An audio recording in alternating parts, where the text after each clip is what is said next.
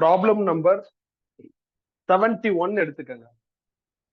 dv is equal to minus cdx. இந்த ஃபார்முலாவை base பண்ணி வர கிராஃப் பேஸ்ட் ப்ராப்ளம் நேத்து நாம கம்ப்ளீட் பண்ணல, அதை முடிச்சிருவோம்.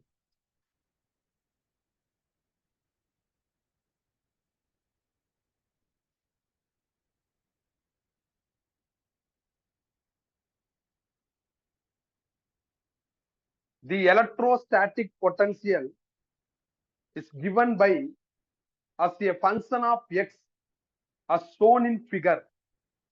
Calculate the corresponding electric fields and draw the electric field as function of x. அவங்க ஒரு கிராஃப் ஆஃபர் பண்ணிருக்காங்க. அந்த கிராஃப் வந்து எக்ஸுக்கும் விக்கும் அக்ராஸா உள்ள கிராஃப். From this graph அவங்க எலக்ட்ரிக் ஃபீல்ட் கால்குலேட் பண்ண சொல்றாங்க. அகைன் கால்குலேட் பண்ண எலக்ட்ரிக் ஃபீல்டுக்கும் எக்ஸுக்கும் கிராஃப் டிரா பண்ணவும் சொல்றாங்க. ஸோ ஃபீல்டும் கால்குலேட் பண்ணும், கிராஃபும் வரையணும். போர்டு எக்ஸாம்ல இந்த மாதிரியான ப்ராப்ளம் பயங்கர பாப்புலர். அவங்க சில ஸ்கேலும் கொடுத்துருக்காங்க. இது 8, அப்புறம் இந்த ஹைட் 7, இது 5 இருக்கு. அதே மாதிரி இந்த இடம் வந்து 1 இருக்கு. தென் இது 0.2, இது வந்து 0.4, அதே மாதிரி இந்த இடம் 0.6, 0.8ன்னு கட் ஆயிருக்கு. இது 0. இந்த மாதிரி அவங்க கிராஃப் ஆஃபர் பண்ணிட்டாங்கன்னா ஏதாவது நேம்ஸ் ஆன் கிராஃப் இருக்கான்னு செக் பண்ணுங்க. இருந்தா அதை பாதர் பண்ணாத. நீ ஃப்ரெஷ்ஷா என்ன பண்ணிக்கோ அப்படின்னா, இப்ப நான் என்ன ஸ்டைல்ல நேம் மார்க் பண்றேனோ அந்த மாதிரி மார்க் பண்ணிக்கோ. அது கம்ஃபர்டபுளா இருக்கும்.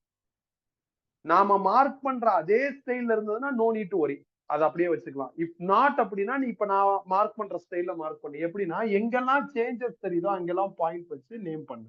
இதை நான் ஏன்னு எடுத்துக்கிறேன், இது பி, இது சி, இது டி, இது ஈனு போறோம்.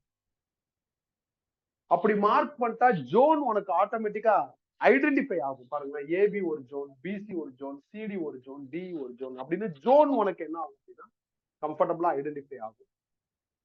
ஒரு ஜோன்லையும் ஸ்லோப் அப்படிங்கிற ஒரு மேக்ஸ் நீங்க எவாலுவேட் பண்ணணும். ஃபர்ஸ்ட் நான் ஜோன் ஏபி எடுக்கிறேன். இதுல ஸ்லோப்புங்கிற மேக்ஸை நான் எவாலுவேட் பண்ண போறேன். ஸ்லோப் நீங்க எவாலுவேட் பண்ணணும். ஸ்லோப்புங்கிற மேக்ஸை நீங்க கிராஃப்ல அப்ளை பண்ணணும் அப்படின்னா நீங்க அங்க ஒரு ட்ரையாங்கிள் ஃபார்ம் பண்ணுங்க. எப்படி ஃபார்ம் பண்ணா, நீ எந்த ஜோன் எடுக்கிறியோ அந்த ஜோனோட ஸ்டார்டிங் அண்ட் ஃபைனல் பாயிண்ட் ரெஃபரன்ஸா வச்சு ஃபார்ம் பண்ணணும். எனக்கு starting point A, final point B, இது ரெண்டையும் கனெக்ட் பண்ணா எனக்கு ஒரு ரைட் ஆங்கிள் ட்ரையாங்கிள் ஃபார்ம் ஆயிடும். அந்த ட்ரையாங்கிளோட ஒய் ஆக்சிஸ் டேட்டாவையும் எக்ஸ் ஆக்சிஸ் டேட்டாவையும் டிவைட் பண்ணிட்டா உங்களுக்கு ஸ்லோப் கிடைச்சிடும். அவ்வளவுதான். ஒய் ஆக்சிஸ் டேட்டா விஷயத்துல கொஞ்சம் கேர்ஃபுல்லா இருக்கணும். எப்படின்னா ஃபைனல் மைனஸ் இனிஷியல் இந்த லாஜிக் எடுக்கணும் ஒய் ஆக்சிஸ்ல. எக்ஸ் ஆக்சிஸ்ல இஷ்யூ கிடையாது, அந்த லென்த் நீ எடுத்துக்கலாம். அப்போ ஒய் ஆக்சிஸ்ல ஃபைனல் மைனஸ் இனிஷியல் லாஜிக் எடுக்கணும். அப்ப எது ஃபைனல்? ஏபிங்கிற இந்த ஜோன்ல பி தான் final point.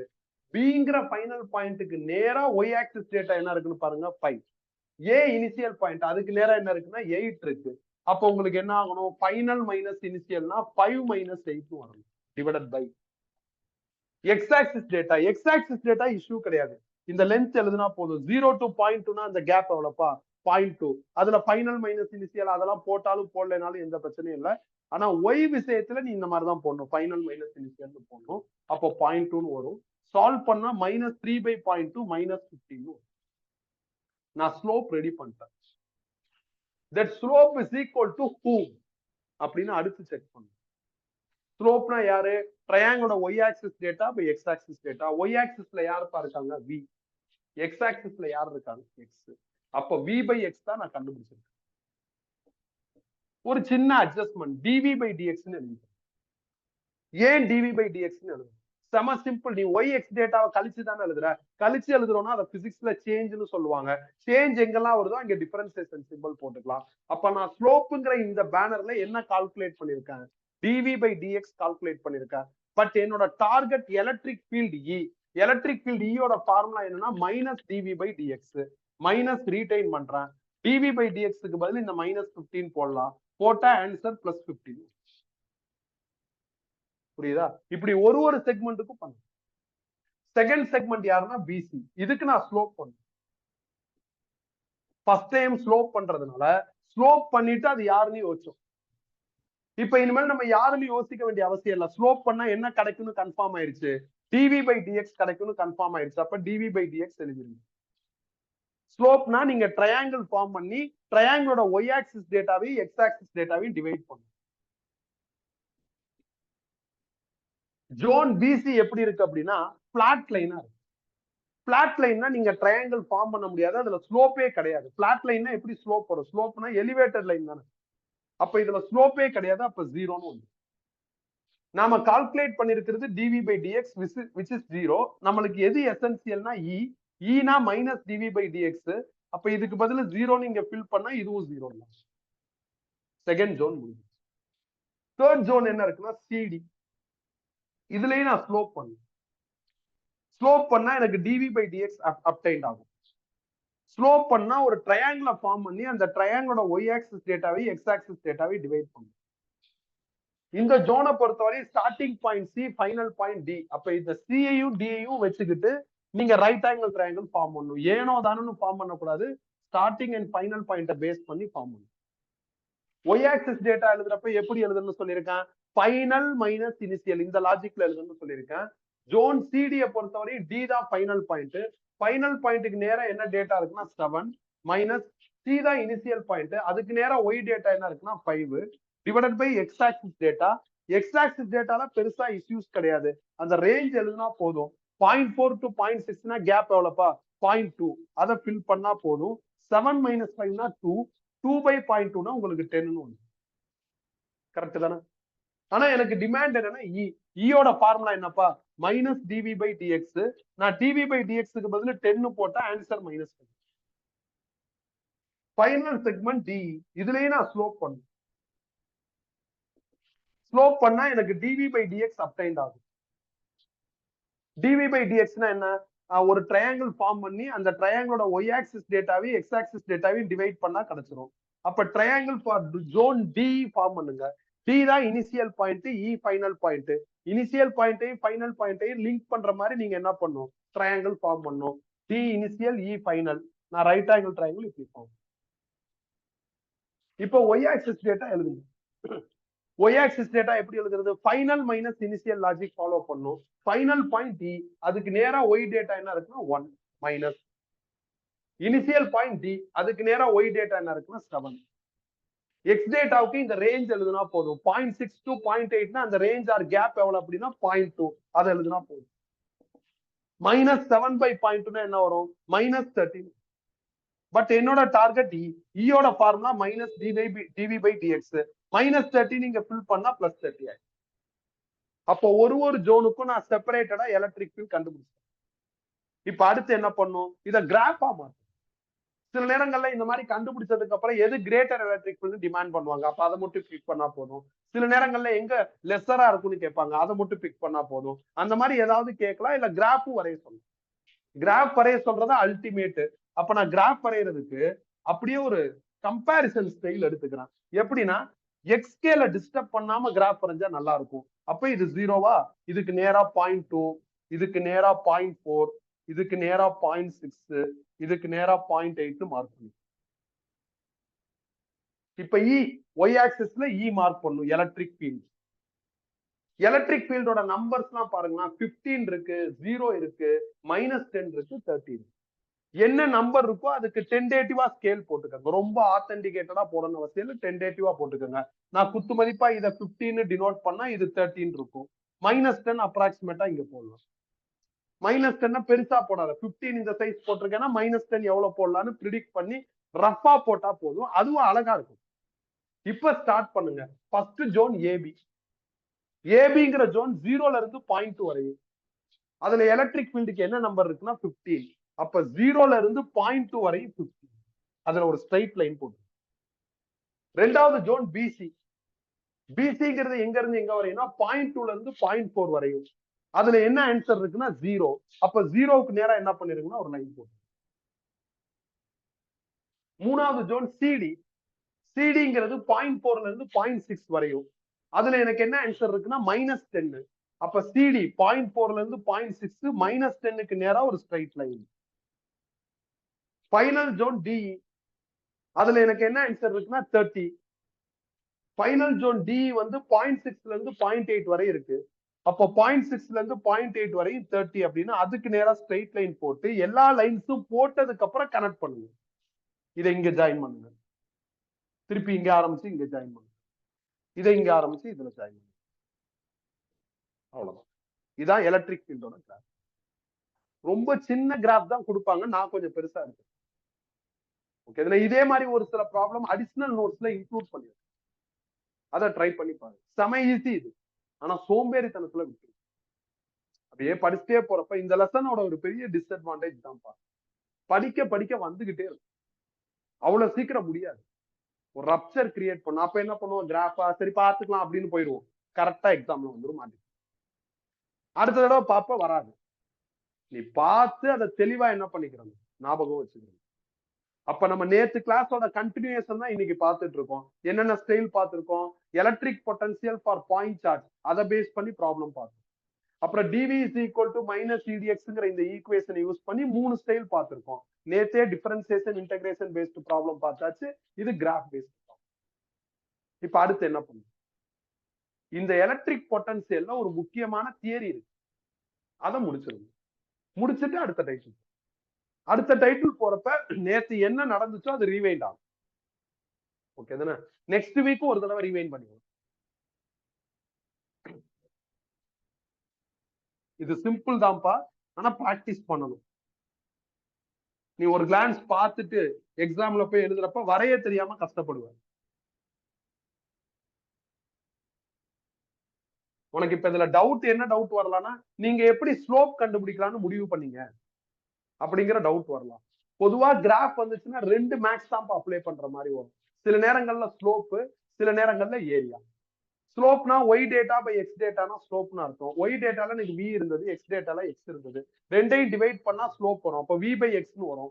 We by X கண்டுபிடிச்சா இ கண்டுபிடிச்சிடலாம்னு ஒரு ப்ரிடிக்ஷன் தான். ப்ரிடிக்ஷனை புரிஞ்சுக்கிட்டு ப்ரிடிக்ஷனை ஜெனரேட் பண்ணிட்டு நான் ப்ராப்ளம் ப்ரொசீட் பண்றேன். ப்ரொசீடிங்ல உனக்கு ஈஸியா இருக்கும். நீ இப்போ ஒன்ஸ் பார்த்துட்டேன்னா இந்த ப்ராப்ளம் இப்படிதான் சால்வ் பண்ணணும் ஐடியா கிடைக்குது. அந்த ஐடியாவை நீ பயன்படுத்தினா போதும். வர்ற எல்லா ப்ராப்ளத்துக்கும் நம்மளுக்கு தெரியாத ஐடியாவே இருக்கும் அப்படின்னு சொல்ல முடியாது. எல்லாம் தெரிஞ்ச ஐடியாவா இருக்கும். அதை ஸ்மார்ட்டா இம்ப்ளிமெண்ட். இப்ப நம்மளோட அடுத்த டைட்டில் என்ன, எலக்ட்ரிக் பொட்டன்சியல் கால்குலேட் பண்ணும். யாருக்கு? எலக்ட்ரிக் டைபோலுக்கு. இதான் பிளான். டைபோல்னா யாரு? நம்ம ஒரு 2-3 கிளாஸா டைபோலை ஃபாலோ பண்ணிட்டு இருக்கோம். டைபோல்ங்கிறது ஒரு ஸ்ட்ரக்சர் தான். ஒரு பாசிட்டிவ் சார்ஜ் இருக்கும், அதுக்கு ஈக்குவலா ஒரு நெகட்டிவ் சார்ஜ் இருக்கும். அவங்களுக்கு அக்ராஸா உள்ள டிஸ்டன்ஸ் வெரி வெரி வெரி மினிமமா இருக்கும். நம்ம கம்ஃபர்டபிலிட்டிக்கு அதை 2Dன்னு எடுத்துக்குவோம். அப்ப அந்த ஸ்ட்ரக்சரை நான் ஃபர்ஸ்ட் டிரா பண்றேன். ஒரு பிளஸ் சார்ஜ், அதுக்கு ஈக்குவலண்டா ஒரு மைனஸ் சார்ஜ், அக்ராஸா உள்ள distance very very very minimum. அது எவ்வளவு அப்படின்னா 2D. அப்ப டைபோலோட மிட் பாயிண்ட் ஐடென்டிஃபை பண்ணீங்கன்னா இந்த டிஸ்டன்ஸ் டி, இந்த டிஸ்டன்ஸ் டி. இந்த 2Dன்னு போட்டாதான் DDன்னு வரும். அப்பதான் கம்ஃபர்டபுளா இருக்கும். அதனாலதான் 2Dன்னு எடுக்கும். இந்த ஸ்ட்ரக்சர் நேச்சுரலாவே water, ammonia, chloroform, hydrochloric acid எல்லாம் இருக்கு அப்படின்னு பார்த்திருக்கோம். அது இல்லாம இந்த ஸ்ட்ரக்சர் ரிலேட்டடா ஒரு மேத்தமெட்டிக்கல் டேர்மையும் நம்ம என்ன பண்ணிருக்கோம், டெவலப் பண்ணிருக்கோம். அந்த மேத்தமெட்டிக்கல் டேர்முக்கு என்ன பேரு, எலக்ட்ரிக் டைபோல் மூமெண்ட் Pன்னு பேரு. எலக்ட்ரிக் டைபோல் மூமெண்டோட ஃபார்முலா என்னப்பா, இந்த 2 சார்ஜ்ல ஏதாவது ஒரு சார்ஜ், டைபோலோட லென்த், இத ப்ராடக்ட் பண்ணா உங்களுக்கு என்ன கிடைச்சிரும், எலக்ட்ரிக் டைபோல் மூமெண்ட் கிடைச்சிரும். இந்த எலக்ட்ரிக் டைபோல் மூமெண்ட் ஒரு vector quantity. If it is vector, இதுக்கு டைரக்ஷன் இருக்கும். இந்த டைரக்ஷன்ல தொல்லையே கிடையாது. Always from minus charge to plus charge. அப்ப இது மைனஸ், இது பிளஸ்னா direction of electric dipole moment இப்படி இருக்கும். இப்ப நான் போட்டிருக்கிற இந்த ஏரோ தான் யாரு, டைபோல் மூமெண்டோட டைரக்ஷன். இந்த ஏரோ டைபோல் மூமெண்டோட டைரக்ஷன்ங்கிறத நான் இந்த டயகிராம்ல கன்வே பண்ணும். அதனால மேல பி வெக்டார். எலக்ட்ரிக் டைபோல் ஒரு 2 கிளாஸஸ் லாஸ்ட் வீக்ல இருந்து அதை நம்ம ஃபாலோ பண்றோம். கரெக்டா லாஸ்ட் வீக் தான் அதை இன்ட்ரோ பண்ணிருக்கோம். அப்ப எலக்ட்ரிக் டைபோலுங்கிறது ஒரு ஸ்ட்ரக்சர். டைட்டில்ல எலக்ட்ரிக் டைபோல்னு இருக்கிறதுனால நானும் டைபோலுங்கிற ஸ்ட்ரக்சரை வரைஞ்சு அதுல என்னென்ன தேவையோ எல்லாத்தையும் ஐடென்டிஃபை பண்ணி மார்க் பண்ணி முடிச்சுட்டேன். இப்ப அடுத்து பாருங்க, என்ன கண்டுபிடிக்கணும்னா எலக்ட்ரிக் பொட்டன்சியல். போன கிளாஸ்ல ப்ராப்ளம் பாக்குறப்பயும் சரி, போன கிளாஸ்ல தியரி டிஸ்கஸ் பண்றப்பயும் சரி, எலக்ட்ரிக் பொட்டன்சியல் கண்டுபிடிக்கணும்னா என்ன பண்ணணும் முடிவு பண்ணோம், டெஸ்ட் வைக்கணும்னு முடிவு பண்ணோம். அப்ப டெஸ்ட் எங்க வைக்கிறது? நம்ம சாய்ஸ் தான், எங்க வேணாலும் வைக்கிறேன். நான் ரேண்டமா ஒரு இடத்துல வைக்கிறேன். எங்க வைக்கிறேன் அப்படின்னா செர்டைன் ஹைட்ல வைக்கிறேன். அந்த ஹைட் 6, இந்த இன்க்ளினேஷன் தீட்டான்னு போட்டுக்கிறேன். இந்த இடத்துல டெஸ்ட் வைக்கிறேன். ஏன் இங்க வைக்கணும்? வேற எங்கேயாவது வைக்கலாமே. வைக்கலாம், தாராளமா வைக்கலாம். கொஞ்சம் யோசிச்சு பாருங்க. போன வீக் இதே டைட்டில் தான் வந்துச்சு. எலக்ட்ரிக் பொட்டன்சியல்னு வரல. என்ன வந்துச்சு? எலக்ட்ரிக் ஃபீல்டுன்னு வந்துச்சு. அப்ப நாம எங்கப்பா டெஸ்ட் வச்சோம்? ஒரு கேஸ்ல ஆக்சியல் லைன் இங்க வச்சோம். இன்னொரு கேஸ்ல perpendicular bisector line or equatorial line இங்க வச்சோம். இன்னொரு கேஸ்ல மிட் பாயிண்ட் வச்சோம். கரெக்டா? இங்க அப்படியெல்லாம் இல்லாம axial line, equatorial line, mid point அந்த மாதிரி எல்லாம் வைக்காம எங்க வச்சிருக்கோம்? ரேண்டமா வச்சிருக்கோம். ஏன் ரேண்டமா வச்சிருக்கோம் அப்படின்னா சிம்பிள். இந்த குவாண்டிட்டி ஸ்கேலார். அப்ப ரேண்டமுக்கே நீ ஈஸியா என்ன பண்ணிடலாம்? ஆன்சர் எடுத்துடலாம். போன குவாண்டிட்டி இதுக்கு முன்னாடி பார்த்தது, லாஸ்ட் வீக் சாட்டர்டே சண்டே பார்த்த title electric field. Electric field vector. வெக்டார்னா டைரக்ஷன் ரொம்ப ரொம்ப மஸ்ட். அப்ப ரேண்டம் பாயிண்ட்டுக்கு டைரக்ஷன் மார்க் பண்ணி மேத்தமெட்டிக்கலா ப்ராசஸ் பண்றது கஷ்டம்ங்கிறதுனால நம்ம சிலபஸ் படி எந்த பாயிண்ட் ஹைலைட் ஆயிருக்கோ அதுல மட்டும் டெஸ்ட் வச்சோம். எந்த பாயிண்ட்? 2 பாயிண்ட் தான் சிலபஸ் படி ஹைலைட்டட். ஒன்னு யாரு? ஆக்சியல் லைன், இன்னொன்னு ஈக்குவட்டோரியல் லைன். அப்பப்ப என்சிஆர்டி எக்ஸாம்ல இன்னொரு பாயிண்டே ஹைலைட் பண்றாங்கன்ட்டு மிட் பாயிண்ட்டுக்கு நான் டீல் பண்ணேன். ப்ரீவியஸ் டைட்டிலுக்கு ரேண்டம் பாயிண்ட் தேவையில்லப்பா, ஏன்னா கஷ்டம், மேக்ஸ் கஷ்டம். பிரசன்ட் டைட்டில் ஸ்கேலாரா இருக்கிறதுனால ரேண்டம் பாயிண்டே நீ டீல் பண்ணிட்டா ஈஸியா உனக்கு ஃபைனல் ஆன்சர் வந்துடும். ஃபைனல் ஆன்சரை வச்சு ஃபர்தரா என்ன பண்றதுன்னு யோசிக்கும். அதனால நான் ரேண்டம் பாயிண்ட் சூஸ் பண்ணிருக்கேன். மொத்தம் எத்தனை பாயிண்ட் சார்ஜ் இருக்கு? 2 பாயிண்ட் சார்ஜ் இருக்கு. 2 பாயிண்ட் சார்ஜுக்கும் சேர்த்து பல்கா எலக்ட்ரிக் பொட்டன்சியல் கண்டுபிடிக்கிற ஃபார்முலா நம்மள்ட்ட கிடையாது. அட் அ டைம்ல எத்தனை சார்ஜுக்கு பண்ண முடியும்? ஒரு சார்ஜுக்கு தான் பண்ண முடியும். அதுக்கான ஃபார்முலா என்னப்பா? Q divided by 4 pi epsilon naught distance. இந்த ஃபார்முலாவை பயன்படுத்தி பிளஸ் Q ஓட எலக்ட்ரிக் பொட்டன்சியல் கண்டுபிடிங்க. அப்ப டியூ டு பிளஸ் Q, அதனால வர எலக்ட்ரிக் பொட்டன்சியல V1 எழுதுறேன். ஃபார்முலா படி Q, அதுக்கு பதில் பிளஸ் Qன்னு இருக்கு. 4 pi epsilon naught கான்ஸ்டன்ட். அதுக்கப்புறம் டிஸ்டன்ஸ். டிஸ்டன்ஸ்னா என்ன அர்த்தம்? அந்த ஃபார்முலா படி யார் சார்ஜோ அவங்களுக்கும் எங்க டெஸ்ட் இருக்கோ அதுக்கும் நடுவுல இருக்கிற கேப். இது சார்ஜ், இது டெஸ்ட். நடுவுல இருக்கிற கேப்ப நானாவே என்ன பண்ணிக்கிறேன்னா R1 போட்டுக்கிறேன். அப்ப R1. Next due to minus Q, இதனால வர பொட்டன்சியல V2ன்னு எழுதுறேன். அகைன் அதே ஃபார்முலா தான். Qக்கு பதில் minus Q, 4 pi epsilon naught constant. அதுக்கப்புறம் டிஸ்டன்ஸ். டிஸ்டன்ஸ்னா என்ன அர்த்தம்? யார் சார்ஜோ அவங்களுக்கும் எங்க டெஸ்ட் இருக்கோ அதுக்கும் நடுவுல இருக்கிற கேப். சோ இது சார்ஜ், இது டெஸ்ட். நடுவுல இருக்கிற கேப்ப நான் R2ன்னு மார்க் பண்ணிக்கிறேன். அப்ப இங்க R2.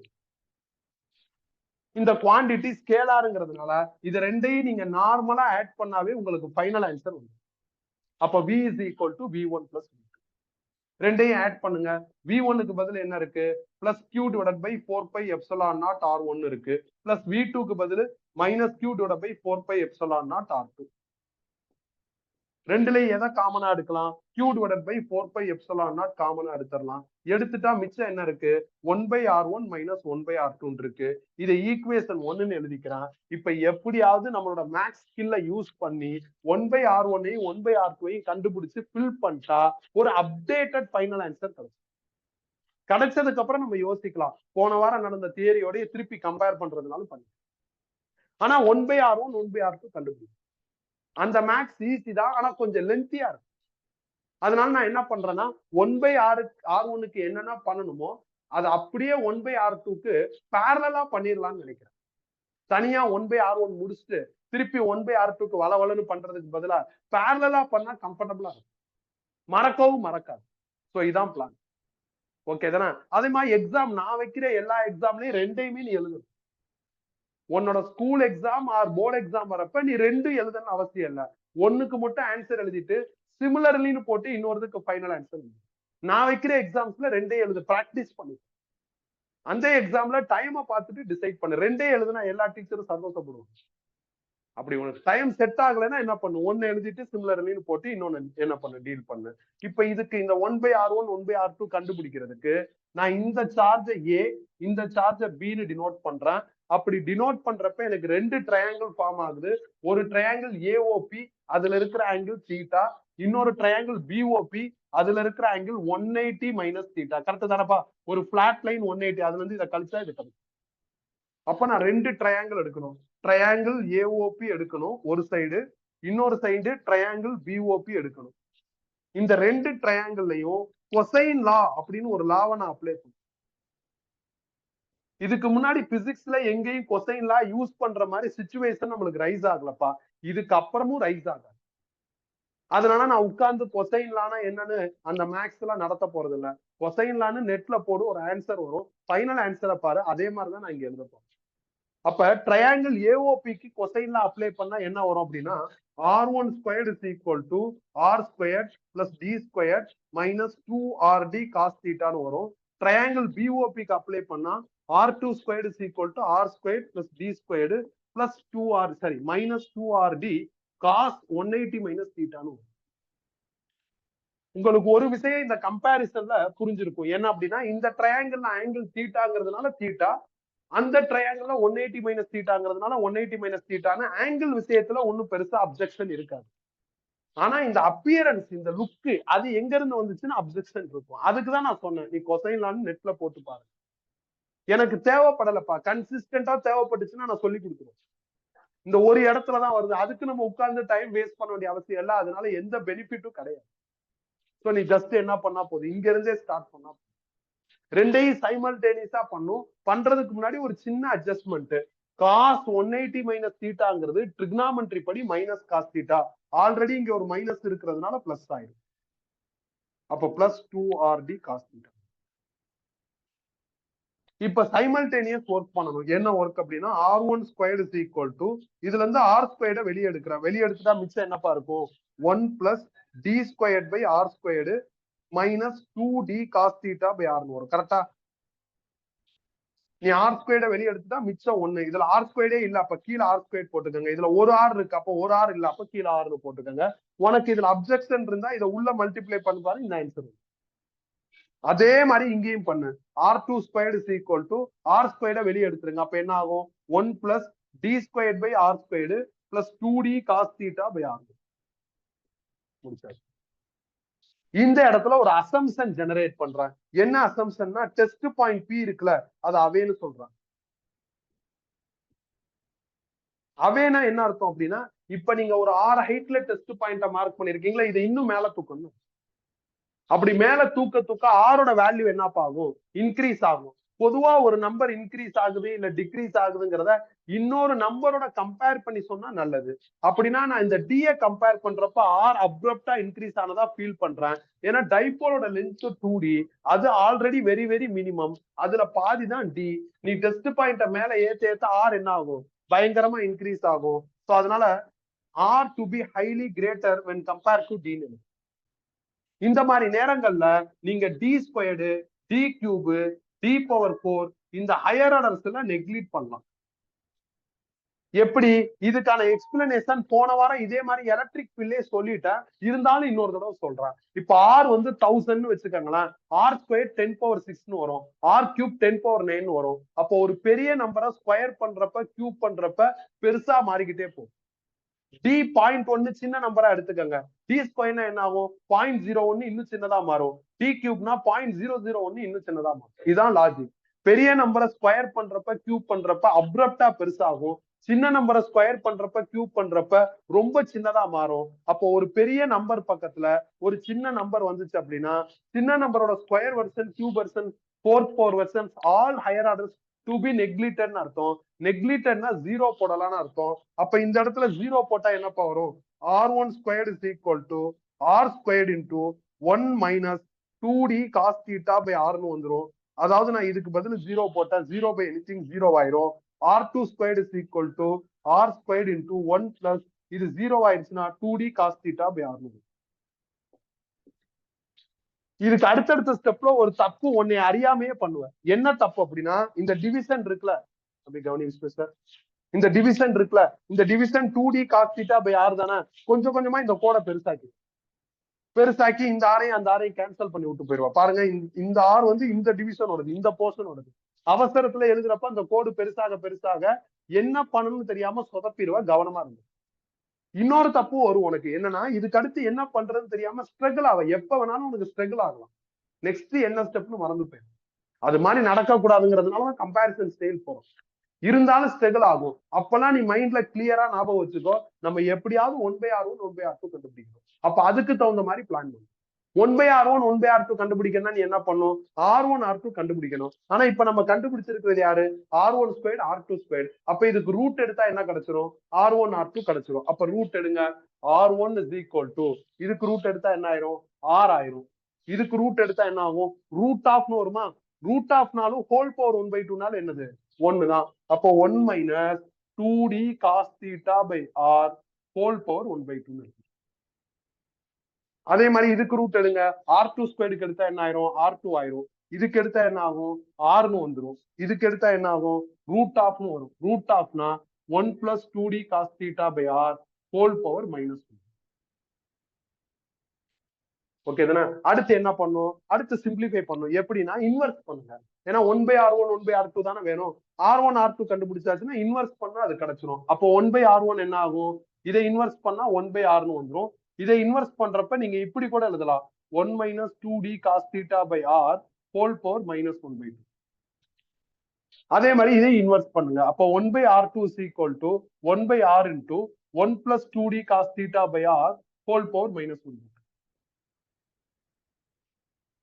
அடுத்து என்ன, அடுத்து நான் பைனாமியல் தியரம் அப்ளை பண்ணுவேன். அப்ளை பைனாமியல் தியரம் அப்படின்னா என்ன, நிறைய தியரம்ஸ் இருக்குப்பா. நான் ஒரு தியரமை ரெஃபரன்ஸா வச்சுக்கிட்டு ரெண்டுக்குமே அப்ளை பண்ணுவேன். என்ன தியரம்னா 1 plus x ஹோல் பவர் -1 அப்படின்னு நீங்க ஒரு இடத்துல பாத்தீங்கன்னா அதை எக்ஸ்பேண்ட் பண்ணா 1 minus x plus x square minus x கியூப்னு போயிட்டே இருக்கு. இதோட ரிசல்ட் இதான். இதை மேப் பண்ணுங்க. 1 இருக்க வேண்டிய இடத்துல 1 இருக்கா, x இருக்க வேண்டிய இடத்துல 2d cos theta by Rனு இருக்கா, பவர்ல -1 இருக்க வேண்டிய இடத்துல என்ன இருக்கு, -1/2 இருக்கு. மேப் பண்ணா இந்த மாதிரி வருது. அப்ப இந்த ஃபார்முலாவை பேஸா வச்சுக்கிட்டு இந்த ஸ்டைல்ல இதை எக்ஸ்பேண்ட் பண்ணணும். கரெக்டா. அப்படி எக்ஸ்பேண்ட் பண்றப்ப எக்ஸ் இருக்கிற போர்ஷன் எக்ஸ் ஸ்கொயர்டு எக்ஸ் கியூப்னு மாறுமா, எக்ஸ் ஸ்கொயர்னா இது ஸ்கொயர் ஆகுமா, ஸ்கொயர் ஆச்சுன்னா என்ன வரும், டி ஸ்கொயர்னு வரும். இதை கியூப் பண்றப்ப என்ன ஆகும்னா டி கியூப்னு வரும். ஆல்ரெடி ஹையர் ஆர்டர்ஸ் எல்லாம் நெக்லிட் பண்ணலாம்னு என்ன பண்ணியாச்சு, முடிவு பண்ணியாச்சு. அப்ப இந்த ஃபார்முலா பேஸா வச்சுக்கிட்டு இதை எக்ஸ்பேண்ட் பண்ணி நெக்லிட் பண்றதுக்கு பதிலாக நம்ம ஃபார்முலாலேயே ஹையர் ஆர்டரை நெக்லிட் பண்ணிருக்கோம். நெக்லிட் பண்ணிட்டா பைனாமியல் சீரிஸ் சிம்பிளா தெரியும், 1 minus x. இந்த ரிசல்ட்ட பாக்குறப்ப எனக்கு ஒரு லாஜிக் கிடைக்குது. இப்ப நான் சொல்ற லாஜிக் ட்ரூ கிடையாது, ஆனா சக்சஸ் ஆகும். எப்படின்னா பவர்ல இருக்கிற -1 கொண்டு வந்து 1க்கு அடுத்து போட்டா இந்த ஆன்சர் வரும். இதான் லாஜிக். ஆக்சுவலா இதுக்கு இதான் ரிசல்ட். நம்ம எக்ஸ்பேண்ட் பண்ணி சிம்பிளிஃபை பண்ணோம். அதெல்லாம் நான் மென்டலா பண்ணி சிம்பிளிஃபை பண்ணா எனக்கு ஃபைனல் ஆன்சர் 1 minus xன்னு வருது. ஃபர்தரா அதை எப்படி நான் புரிஞ்சுக்கிறேன்னா பவர்ல இருக்கிற பேட்டர்னை நடுவுல போட்டா ஆன்சர் வந்துடும் புரிஞ்சுக்கிறேன். அதனால நான் என்ன பண்ணுவோம், பைனாமியல் தியரம் அப்ளை பண்ணா பயங்கரமா யோசிக்க தேவையில்ல. பவர்ல இருக்கிற இந்த பேட்டர்னை நடுவுல போடுங்க. அப்ப என்ன ஆகும், 1/R1 is equal to 1/R into இதை தூக்கி நடுவுல போட்டா என்ன ஆகும், 1 plus 1/2 into 2d cos theta by R. அதே மாதிரி இதை தூக்கி நடுவுல போடுங்க, 1/R2 is equal to 1/R into இதை தூக்கி நடுவுல போடுங்க, 1 minus 1/2 into 2d cos theta by R. இப்ப இந்த 2 நீங்க கேன்சல் பண்ணிக்கலாம், இந்த 2 கேன்சல் பண்ணிக்கலாம். அப்போ 1/R1 is equal to 1/R into 1 plus d cos theta by R. அதே மாதிரி இங்க 1/R2 is equal to 1/R into 1 minus d cos theta. Plan பண்ண மாதிரி 1/R1 1/R2 கண்டுபிடிச்சிட்டேன். கண்டுபிடிச்ச இந்த ரிசல்ட்டை கொண்டு வந்து ஈக்குவேஷன் 1ல சப்ஸ்டிடியூட் பண்ணி அப்டேட் பண்ணா கம்ப்ளீட் ஃபைனல் ஆன்சர். இந்த மேக்ஸ் லென்த்திப்பா, ஆனா டஃப் கிடையாது. ஓகே தானே. இப்ப வாங்க ஈக்குவேஷன் 1 எழுதுங்க. Equation 1 implies b is equal to என்ன இருக்குப்பா, q divided by 4 pi epsilon naught இருக்கு. அதை ஃபர்ஸ்ட் எழுதிடுங்க. அப்புறம் பிராக்கெட் போட்டேன். நெக்ஸ்ட் நான் 1/R1க்கு போகணும். 1/R1ல செக் பண்ணா அதுவே ஒரு பெரிய பேட்டர்னா இருக்கு. அதனால கன்ஃபியூஸ் ஆகாம இருக்கிறதுக்கு அதுக்கு ஒரு பிராக்கெட் ஓபன். அப்படியே 1/R1 எழுதிடுங்க. 1/R into 1 plus d cos theta by R. Bracket close. அப்புறம் இங்க வாங்க என்ன இருக்கு, மைனஸ் இருக்கு, அதை எழுதிடுங்க.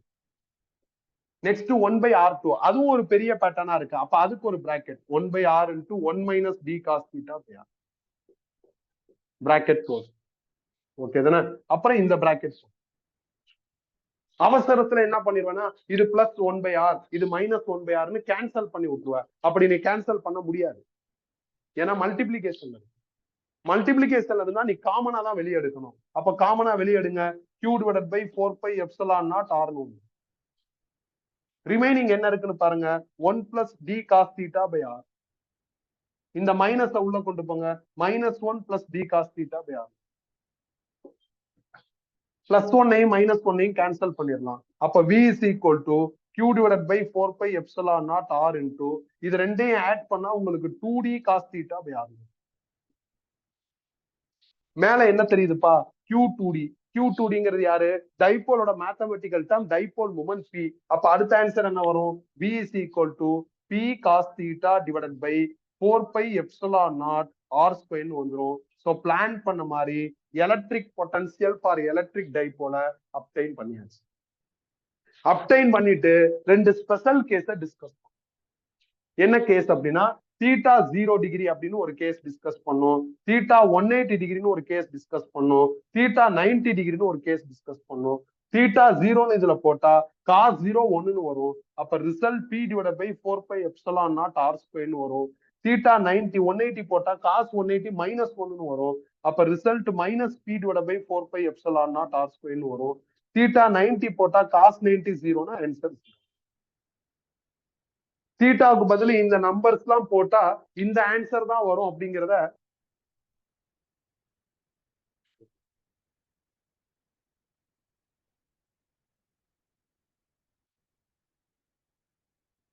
ஏன் லேட்? 12 o'clock தானே கிளாஸ்?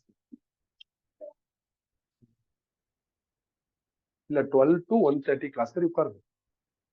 இப்ப இது புரியாது, வீடியோல பாத்துக்கோங்க. லாக் பண்றது. தீட்டா 1 தீட்டா 0 தீட்டா 180 தீட்டா 90 இப்படி எல்லாம் வந்து நீங்க நம்பர்ஸ் போட்டா இந்த ரிசல்ட் வரும். ஓகே தானே? இது ட்ரிக்னாமெட்ரி படிச்ச எல்லாருமே சொல்லிடுவாங்க, அது மேட்டரே கிடையாது. பட் தீட்டா 0 தீட்டா 180 தீட்டா 90யோட மீன் என்னங்கிறத இங்க எழுதணும். இப்ப தீட்டா 90னா என்ன அர்த்தம்? பெர்பெண்டிகுலரா.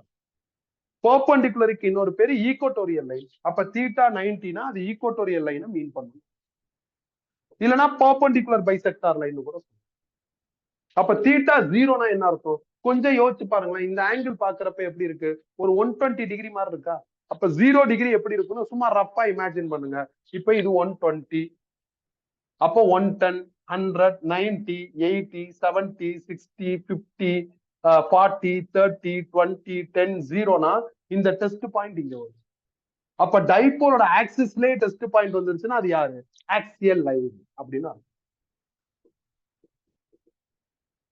அப்புறம் தீட்டா 180னா என்ன அர்த்தம்? இப்ப இது 120 மாதிரி இருக்கு. அப்போ 130, 140, 150, 160, 170, 180னா டெஸ்ட் பாயிண்ட் இங்க வரும். டெஸ்ட் பாயிண்ட் இங்க வருதுன்னா அதுவும் ஆக்சியல் லைன் தான். ரெண்டுமே ஆக்சியல் லைனா கன்ஃபியூஸ் ஆகுது. அப்ப axial line near plus Q, axial line near -Q. Okay, அவ்வளவுதான் முடிஞ்சிருச்சு. இதான் இதுக்கான ரிசல்ட். நீ தனியா ஆக்சியல் லைன் தனியா ஈக்குவட்டோரியல் லைன்னு தனித்தனியா டெரைவ் பண்ண அவசியம் இல்லை. எங்கேயோ ஒரு இடத்துல ரேண்டமா டெஸ்ட் வச்சுட்டு நீ என்ன பண்ணலாம்? டெரைவ் பண்ணிட்டு ஸ்பெஷல் கேஸா ஆக்சியல் கம் ஈக்குவட்டோரியல் லைனை நீ டிஸ்கஸ் பண்ணலாம். ஆனா லாஸ்ட் வீக் சாட்டர்டே நம்ம பார்த்த electric field due to electric dipole random பாயிண்ட்டுக்கு பண்ணிருக்க மாட்டோம். என்ன பண்ணிருப்போம்? ஆக்சியல் லைன் ஒரு டெரிவேஷன் பார்த்திருப்போம், ஈக்குவட்டோரியல் லைன் ஒன்னு பார்த்திருப்போம், போர்டு எக்ஸாம்ல அடிக்கடி வருதுன்னு மிட் பாயிண்ட் பார்த்திருப்போம். ஏன் அப்படி ஸ்பெஷல் பாயிண்ட்ஸை நம்ம டெரைவ் பண்ணோம் அப்படின்னா அந்த குவான்டிட்டி வெக்டார். வெக்டார் குவான்டிட்டிக்கு நீ ஸ்பெஷல் பாயிண்ட்ஸ் தான் ஈஸியா பண்ண முடியும். ரேண்டம் பாயிண்ட்னா ரொம்ப கஷ்டப்படுவ. பாருங்களேன், ஸ்கேலா இருக்கு இந்த குவான்டிட்டி, ஸ்கேலார் ஸ்கேலாருக்கே ரேண்டம் பாயிண்ட் நம்ம பிக் பண்ணதுக்கு எவ்வளவு லென்த்தியான மேக்ஸ் வருது பாருங்க. அப்ப வெக்டார்னா எப்படி இருக்குன்னு யோசிச்சு. மேக்ஸ் லென்த்தியா இருந்தாலும் ஓரளவுக்கு புரிஞ்சிருச்சுன்னா பிரச்சனை இல்லை. அந்த மேக்ஸ் லென்த்தியாவும் இருக்கும், புரிஞ்சுக்கிறதுக்கும் கஷ்டமா இருக்கும். அதனாலதான் அதை மோஸ்ட்லி என்ன பண்றாங்க, எல்லா புக்ஸும் அதை சிலபஸ்ல காமிக்கிறது இல்ல. Electric field for electric dipole at any arbitrary point title இருக்காது. Electric field due to electric dipole at axial line at equatorial line இப்படிதான் இருக்கும். சின்ஸ் வெக்டார் அப்படிங்கிறதுனால, எலக்ட்ரிக் ஃபீல்ட் வெக்டார்ங்கிறதுனால ஆர்பிட்டரி பாயிண்ட்டுக்கு டீல் பண்ற அந்த max stuff. Electric potential due to electric dipole at axial line at equatorial line title இருக்காது. Electric potential due to electric dipole at arbitrary point இந்த டயக்ராமுக்கு தான் டைட்டில் இருக்கும். இந்த டைட்டிலோட எண்ட்ல ஆக்சியல் லைன் ஈக்குவட்டோரியல் லைன்னா 19 கேஸா டிஸ்கஸ் ஆகும். ரெண்டையும் குழப்பம் இல்லாம யோசிக்கிறேல, அது வெக்டார். இப்ப நீ ரேண்டம் பாயிண்ட் பண்ண முடியாது, ஸ்பெஷல் பாயிண்ட்ஸ் பண்ணு. இது ஸ்கேலார் அப்படின்னா ரேண்டம் பாயிண்ட் பண்ணி ஸ்பெஷல் பாயிண்ட்ஸும் அப்டைன் பண்ணி. ஒரே கல்ல 3 மாங்காய், அது தனித்தனியா நீ கல்ல விட்டு மாங்காய் அடிக்கணும், தனித்தனியா டெவலப் பண்ணி. ஆனா நான் பர்சனலா electric field due to electric டைபோலுக்கு ரேண்டம் பாயிண்ட்ல வச்சா என்ன ஃபார்முலா வரும்னு மட்டும் டிஸ்பிளே பண்ணிருக்கேன். கரெக்ட் தானே? அதை ஒரு கேஸா டிஸ்கஸ் பண்ணிருக்கேன். ஆனா அது தேவையில்ல, ஜேஇ நீட்டுக்கும் தேவையில்ல, போர்டுக்கும் தேவையில்ல. ஏன் டிஸ்கஸ் பண்ண? இந்த மாதிரி கன்ஃபியூஷன் எல்லாம் வரக்கூடாதுங்கிறதுனால அங்கேயே டிஸ்கஸ் பண்ண. அப்ப இது முடிச்சாங்க.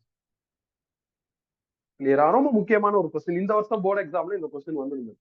அப்ப அடுத்த வருஷம் வராதானா? அப்படி சொல்ல முடியாது. போர்டு எக்ஸாம் ஆல்வேஸ் ஜேஇயோட தப்பு. பிசிக்ஸை பொறுத்தவரை எப்ப வேணாலும் என்ன சுத்தல வேணாலும் விடலாம். தியரி கொஸ்டினே ட்விஸ்ட் பண்ணி விட்டுருவாங்க. அதனால நம்ம அல்டிமேட்டா ஜேஇ அளவுக்கு ப்ரிப்பேர் ஆயிரும். அப்பதான் நம்மளுக்கு போர்டு எக்ஸாம் பார்க்க ஈஸியா இருக்கும், ப்ரொசீட் பண்ணலாம், ஏதாவது பண்ணலாம் அப்படிங்கிற மாதிரி. Straight question, uses, application, define, what, அந்த மாதிரிலாம் இருக்காது. ஸ்ட்ரெயிட் கொஸ்டினே ஸ்ட்ரெயிட்டா கேட்க மாட்டாங்க, ட்விஸ்ட் பண்ணி தான் கேட்பாங்க.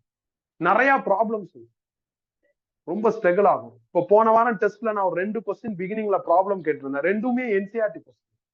நிறைய பேர் தப்பு அது. அதனால 20 அவுட் ஆஃப் 20 நிறைய பேர் கிடையாது, ஓவராலா பார்ப்போம். ஏன்னா அந்த 2 கொஸ்டின் ஸ்ட்ரகிள். என்சிஆர்டி கொஸ்டின் தானே ஈஸியா பண்ணலாமே, ப்ரீவியஸ் இயர்ல கேட்ட கொஸ்டின் தானே பண்ண முடியல. ஏன்னா ஐடியா வர மாட்டேங்குது. யார் பண்றா? யார் அந்த சின்சியரா ஜேஇ நீட்டுக்கு ப்ரிப்பேர் ஆகுறானோ அவன் பண்ணிடுறான், மத்தவங்க பண்றது இல்லை. பார்சியலா படிச்சுட்டு வரவங்களால பண்ண முடியாது. அதான் அந்த எக்ஸ்ட்ரீம் லெவலுக்கு நீ போகணும், போனாதான் எல்லாமே கிளியர். புக்ல இந்த டயக்ராம் எப்படி இருக்குன்னா இப்படி இப்படி திருப்பி போட்டிருப்பாங்க, அது நீ எப்படி வேணாலும் போ. அப்புறம் நீ ஒரு தப்பு அதிகமா பண்ணுவ. என்ன தப்புனா, இந்த இடத்துல நம்ம சிம்பிளிஃபை பண்ணதுக்கு அப்புறம் இப்படி வருதா, இந்த டிவிஷனை எக்ஸ்டெண்ட் பண்ணி விட்டுருவா. எக்ஸ்டெண்ட் பண்ணா இந்த ஆர் கேன்சல் ஆயிரும். அப்போ உனக்கு தப்பான ரிசல்ட்டா அடுத்தடுத்த ஸ்டெப்ல வரும். கேர்லெஸ் மிஸ்டேக்ல அது ஒண்ணு பண்ணுவேன். இன்னொரு பெரிய மிஸ்டேக் பண்ணுவோம், உன்னை அறியாம பண்ணிடுவா. முதல்ல டைப்போல எப்படி வரைகிறதுன்னு ஃபைனலைஸ் பண்ணிடு. நியூமரிக்ல எப்படி வேணாலும் வரைஞ்சுக்கோ. தியரி கொஸ்டின்ல டைப்போல எப்படி வரைகிறது. அப்ப நான் ஒரு லாஜிக் ஃபாலோ பண்றேன். என்ன லாஜிக்னா, இது பிளஸ் இது மைனஸ்னு ஃபாலோ பண்றேன். இதே லாஜிக்கை ஃபாலோ பண்றேன். பிளஸோட டெஸ்ட் பாயிண்ட் கிரியேட் பண்ற டிஸ்டன்ஸ் என்னன்னா R1, மைனஸோட கிரியேட் பண்ற டிஸ்டன்ஸ் R2. இப்ப இப்படி யோசிச்சு பார்ப்போம். இதை நீ மைனஸ் இதை பிளஸ் எடுத்துக்கிட்டு அவசரத்துல இது R1 இது R2 இது தீட்டான்னு போட்டா என்னென்னப்பா மாத்தணும்? இந்த இடத்துல R2 வரும், இந்த இடத்துல R1 வரும், எல்லாமே மாறும். கரெக்டா? அப்ப நீ இங்க என்ன டயக்ராம் வரையறியோ அதுக்கு ப்ரொசீட் பண்ணும். நீ டயக்ராம்ல சேஞ்ச் பண்ணா ப்ரொசீடிங்ஸ மாத்தணும்ல, சிம்பிள்லாம் மாறும்ல. இது தேவையில்லாத கன்ஃபியூஷன் தானே. அப்ப இப்படியே டயக்ராம் வரும். அப்ப நீ டைப்போல டிரா பண்றதுக்கு முன்னாடியே இப்படிதான் டிரா பண்றது, நான் ஃபர்ஸ்ட் பிளஸ் போடுறேன் அப்புறம் மைனஸ் போடுறேன்னு முடிவு பண்ணு. புக்ல மைனஸ் பிளஸ் இருக்கும். அப்படி பண்ணாம இப்படி பண்ண, அந்த குழப்பம்லாம் வரக்கூடாதுங்கிறதுனால நான் இப்படி பண்றேன். பாசிட்டிவ் தானே ஆல்வேஸ் இம்பார்ட்டன்ட், பிளஸ் நேச்சர்ல தானே எப்பயும் திங்க் பண்ணும். அதனால பிளஸ்ல இருந்து ஆரம்பிக்கலாம்னு மைண்ட்ல வச்சு எல்லாம் யோசிச்சு அங்க போய் டவுட் வந்துடும். என்ன வந்துடும்? மைனஸா பிளஸ் தான் டவுட் வந்துடும். ஆல்வேஸ் பி பிளஸ் அப்படிங்கிற ஆஸ்பெக்ட்ல பிளஸ்க்கு இம்பார்ட்டன்ட் கொடுத்து என்ன பண்ணு, டிரா பண்ணு. அப்ப இந்த தியரியும் பிரச்சனை இல்லை, டயக்ராம் பிரச்சனை இல்லை, நீ மாத்தி பண்ணலாம், தப்பே கிடையாது. இப்ப இது மைனஸ் இது பிளஸ்ன்னு போட்டா இங்க R1 போட்டணும், இங்க தீட்டா போட்டணும், இங்க 180 மைனஸ் தீட்டா. அப்படின்னா இதே டெரிவேஷன் எழுதிக்கலாம். நீ இங்க மைனஸ் இங்க பிளஸ்ன்னு போட்டு இது R1 இது R2 மாத்திட்டேன்னா என்ன ஆயிரும்? எல்லாமே மாறும். அதனால சில விஷயங்கள்லாம் கவனமா இருக்கும். கிளியரா? இதோட என்ன முடிஞ்சிருச்சு? நேத்து நாம ஸ்டார்ட் பண்ண எலக்ட்ரிக் பொட்டன்சியல்ங்கிற டைட்டில் கம்ப்ளீட்டா முடிஞ்சிருச்சு. நம்மளுக்கு இதுல 4 ஒர்க் வருது. ஃபர்ஸ்ட் ஒர்க் என்ன அப்படின்னா, எலக்ட்ரிக் பொட்டன்சியல் ஃபார் பாயிண்ட் சார்ஜ்ங்கிற இந்த ஃபார்முலாவை டெரைவ் பண்ணுது. ரெண்டாவது ஒர்க் இதை பேஸ் பண்ணி ப்ராப்ளம். மூணாவது ஒர்க் இதை டெரைவ் பண்றதுக்கு சப்போர்ட் பண்ண dv is equal to minus edx base பண்ணி வர 3 varieties of problem. Differentiation, integration, graph based. இன்னைக்கு கிராஃப் பேஸ்ட்ல தான் ஆரம்பிச்சோம். நாலாவது இந்த தியரி. இந்த தியரியை எல்லாரும் படிச்சுட்டு இதை டெரைவ் பண்றதுக்கு ஒரு ஸ்டெப்ஸ் எல்லாம் போட்டல, ஸ்டெப் 1 ஸ்டெப் 2 இன்டகிரேஷன், அதை விட்டுருவோம். இதுவும் முக்கியமான கொஸ்டின் தான். இதுவும் நிறைய டைம் கேட்டிருக்காங்க. Electric potential for point charge தேவையே இல்லாம அரை மணி நேரம் உட்காந்து எழுதி வச்சிருக்கோம், 1 மார்க் கூட கிடைக்காது. என்ன கேட்கிறாங்களோ அதை கரெக்டா இருக்கும். சரியா? இப்ப அடுத்து போலாமா? இப்ப அடுத்த டைட்டில் போயிடலாம், எலக்ட்ரிக் பொட்டன்சியல் எனர்ஜி. இப்ப நீங்க கொஞ்ச நேரம் நோட்ஸை க்ளோஸ் பண்ணிடலாம். இப்ப இந்த டெரிவேஷன் இருக்குல்ல, இது எங்க இருக்கும் அப்படின்னா இந்த 2வது நோட்ஸ்ல கடைசி ஷீட்ல இருக்கும். இது ஆக்சுவலா நடுவுல வரணும், மாத்தி ஸ்கேன் பண்ணதுனால கடைசியா வந்துடும், சிங்கிள் சீட்ல இருக்கும். ஓகே தானே? இது ஆக்சுவலா எங்க வரணும்? 71வது ப்ராப்ளத்துக்கு அப்புறம் வரும். ஆனா 89வது ப்ராப்ளத்துக்கு அப்புறம் இருக்கு. ஓகே தானே? இப்ப நோட்ஸை கையில வச்சுக்கோங்க, எல்லாரும் க்ளோஸ் பண்ணி வச்சுக்கோங்க. நம்ம அடுத்த டைட்டில் போயிடலாம்.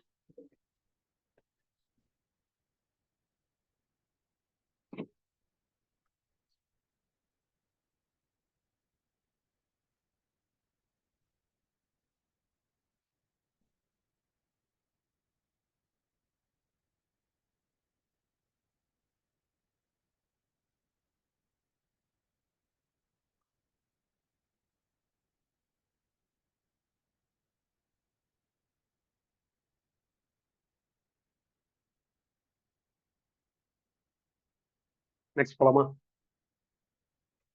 Electric potential energy.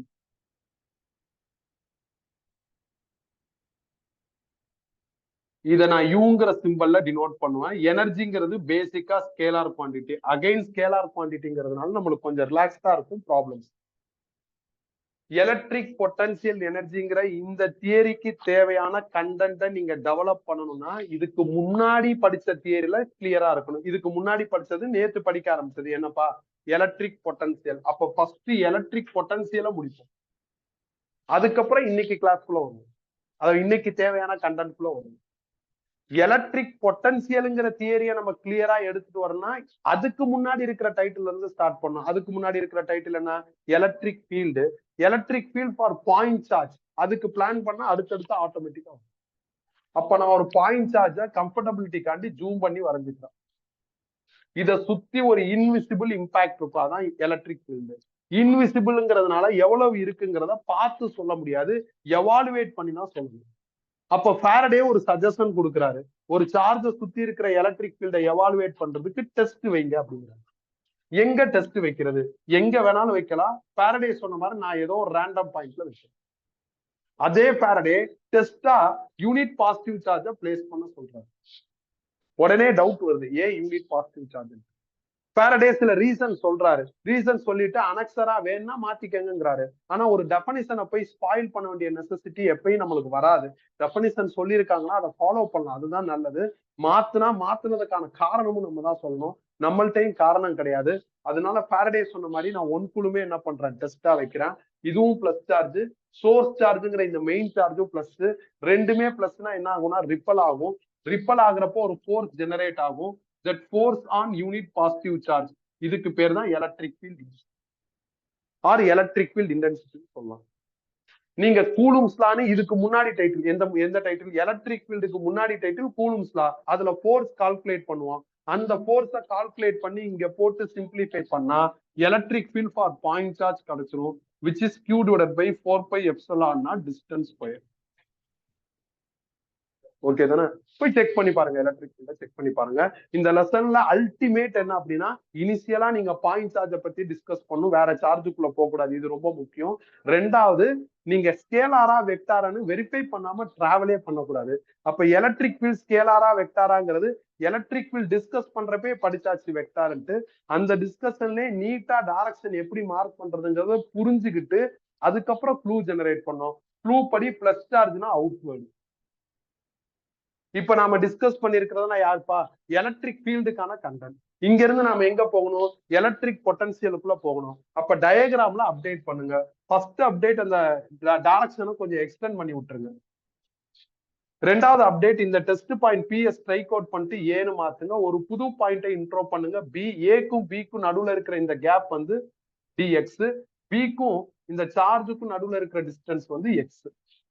சில புக்ல டிஆர் ஆர்ன்னு எடுத்திருப்பாங்க. அப்படி எடுக்க வேணாம். அப்படி எடுத்தா சின்ன சின்ன கன்ஃபியூஷன் வந்துடும். இப்போ உனக்கு நேத்துல இருந்து புரியுதுன்னா இப்படி எடுத்ததுனாலதான் புரியுதுன்னு அர்த்தம். டிஆர் ஆர் எடுத்தா எப்ப டிஎக்ஸ் போடணும், எப்ப எக்ஸ் போடணும், எப்ப டிஆர் போடணும் ஒரு பெரிய கன்ஃபியூஷன் வரும். அது வராம இருக்குன்னா இப்படி எடுத்துட்டு போய்.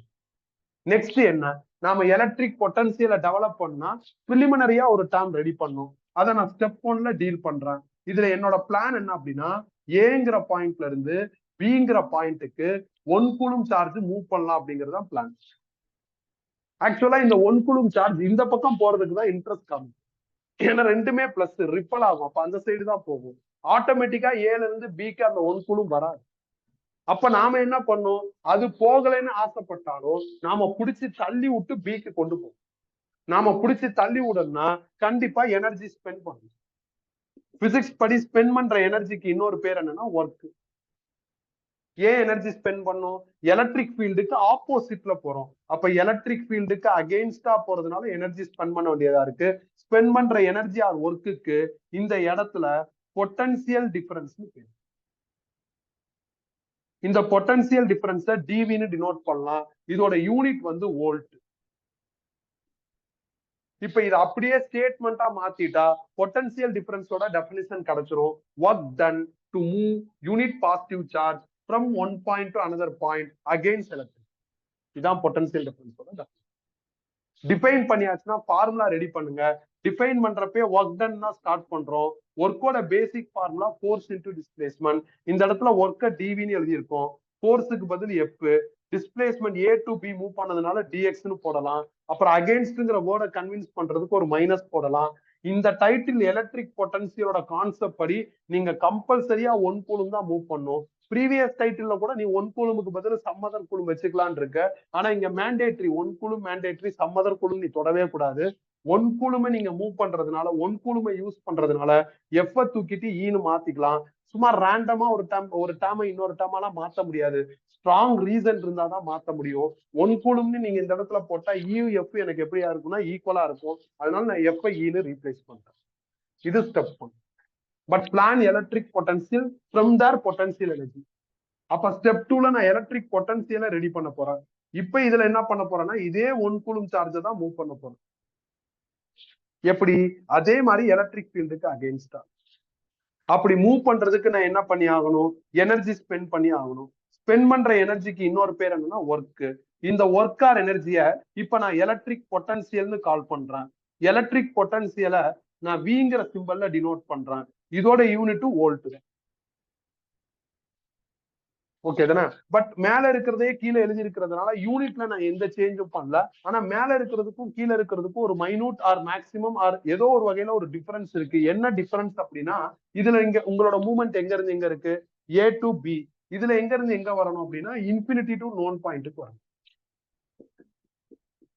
இன்ஃபினிட்டிங்கிறது அன்டிஃபைன்டு, எங்க இருக்குன்னே தெரியாது. அப்ப எங்க இருக்குன்னே தெரியாத ஒரு இடத்துல இருந்து தெரிஞ்ச ஒரு இடத்துக்கு நீங்க என்ன பண்ணணும்? தெரிஞ்ச இடம்னா either A or B or some other new point. நான் பீனு கூட ஒரு பாயிண்ட் எடுத்துக்கிறேன். இந்த டிஸ்டன்ஸ் ஆறு. நீங்க எங்க வேணாலும் வரலாம். ஏக்கு வரலாம், பிக்கு வரலாம், இல்ல பிக்கு வரலாம். From infinity. எதுக்கு அகேன்ஸ்டானா ஃபீல்டுக்கு அகேன்ஸ்டா. யாரை கூட்டு வரணும்? 1 கூலும் சார்ஜ். அதுக்கு நீங்க எனர்ஜி ஸ்பெண்ட் பண்ணியே ஆகணும். That energy or work is nothing but electric potential.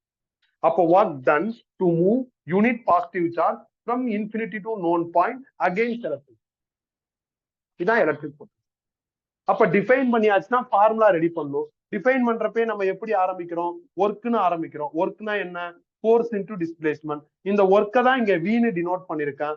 அகேன்ஸ்ட்ங்கிற வேர்டை கன்வின்ஸ் பண்றதுக்கு ஒரு மைனஸ் போட்டுக்கிறேன். அப்புறம் ஃபோர்ஸுக்கு எஃப் போட்டேன். எஃப்க்கு பதில் 1 கூலுங்கிறதுனால ஈனு மாத்திட்டேன். லாஸ்ட் டைம் என்ன பண்ணணும் அத்தனையும் பண்ணிருக்கேன். ஆனா ஒரு சின்ன சிக்கல் வருது. டிஸ்பிளேஸ்மெண்ட் எவ்வளவு போடுறதுன்னு தெரியல. ஏன் தெரியலன்னா நான் ஸ்டார்ட் பண்றத இன்ஃபினிட்டி. இன்ஃபினிட்டி அன்டிஃபைன்டுங்கிறதுனால டிஸ்பிளேஸ்மெண்ட்டை இந்த இடத்துல போட்ட மாதிரி ஈஸியா போட முடியும். டிஸ்பிளேஸ்மெண்ட் கால்குலேட் பண்ண முடியாததுனால ஃபார்முலாவும் நம்மளால ஈஸியா கால்குலேட் பண்ண முடியாது. அப்ப என்ன பண்ணணும்? அப்ப இதோட சப்போர்ட்டை யூஸ் பண்ணி இதுக்கு ஃபார்முலா ரெடி பண்ணலாம். எப்படின்னா இது ஒரு மினிமம் மூவ்மெண்ட், இது ஒரு மேக்சிமம் மூவ்மெண்ட். மினிமம் மூவ்மெண்ட்டுக்கான ஃபார்முலா இருக்கு, மேக்சிமம் மூவ்மெண்ட்டுக்கான ஃபார்முலா வேணும். மினிமம்ல இருந்து மேக்சிமம் போற மேத்தமெட்டிக்ஸ் தான் இன்டகிரேஷன். அப்ப இதை இன்டகிரேட் பண்ணீங்கன்னா இதுக்கான ஃபார்முலா கிடைச்சிரும். அப்ப integral dV is equal to integral minus E dx. போன கிளாஸ்லயே இன்டகிரேட் பண்ணி ஃபார்முலா எடுத்தாச்சு. என்னப்பா வந்துச்சு? Q divided by 4 epsilon naught R. நேத்து தான் அதை பார்த்தோம். அதனால நான் இன்னைக்கு என்ன பண்ணல, அதை திருப்பி ஒர்க் அவுட் பண்ணி காமிக்கல. பட் கம்மிங் சாட்டர்டேவும் நம்ம இந்த டைட்டிலோட பேலன்ஸ் ப்ராப்ளம் தான் பார்ப்போம். அப்ப நம்ம வேணா இன்னொரு தடவை என்ன பண்ணிக்கலாம்?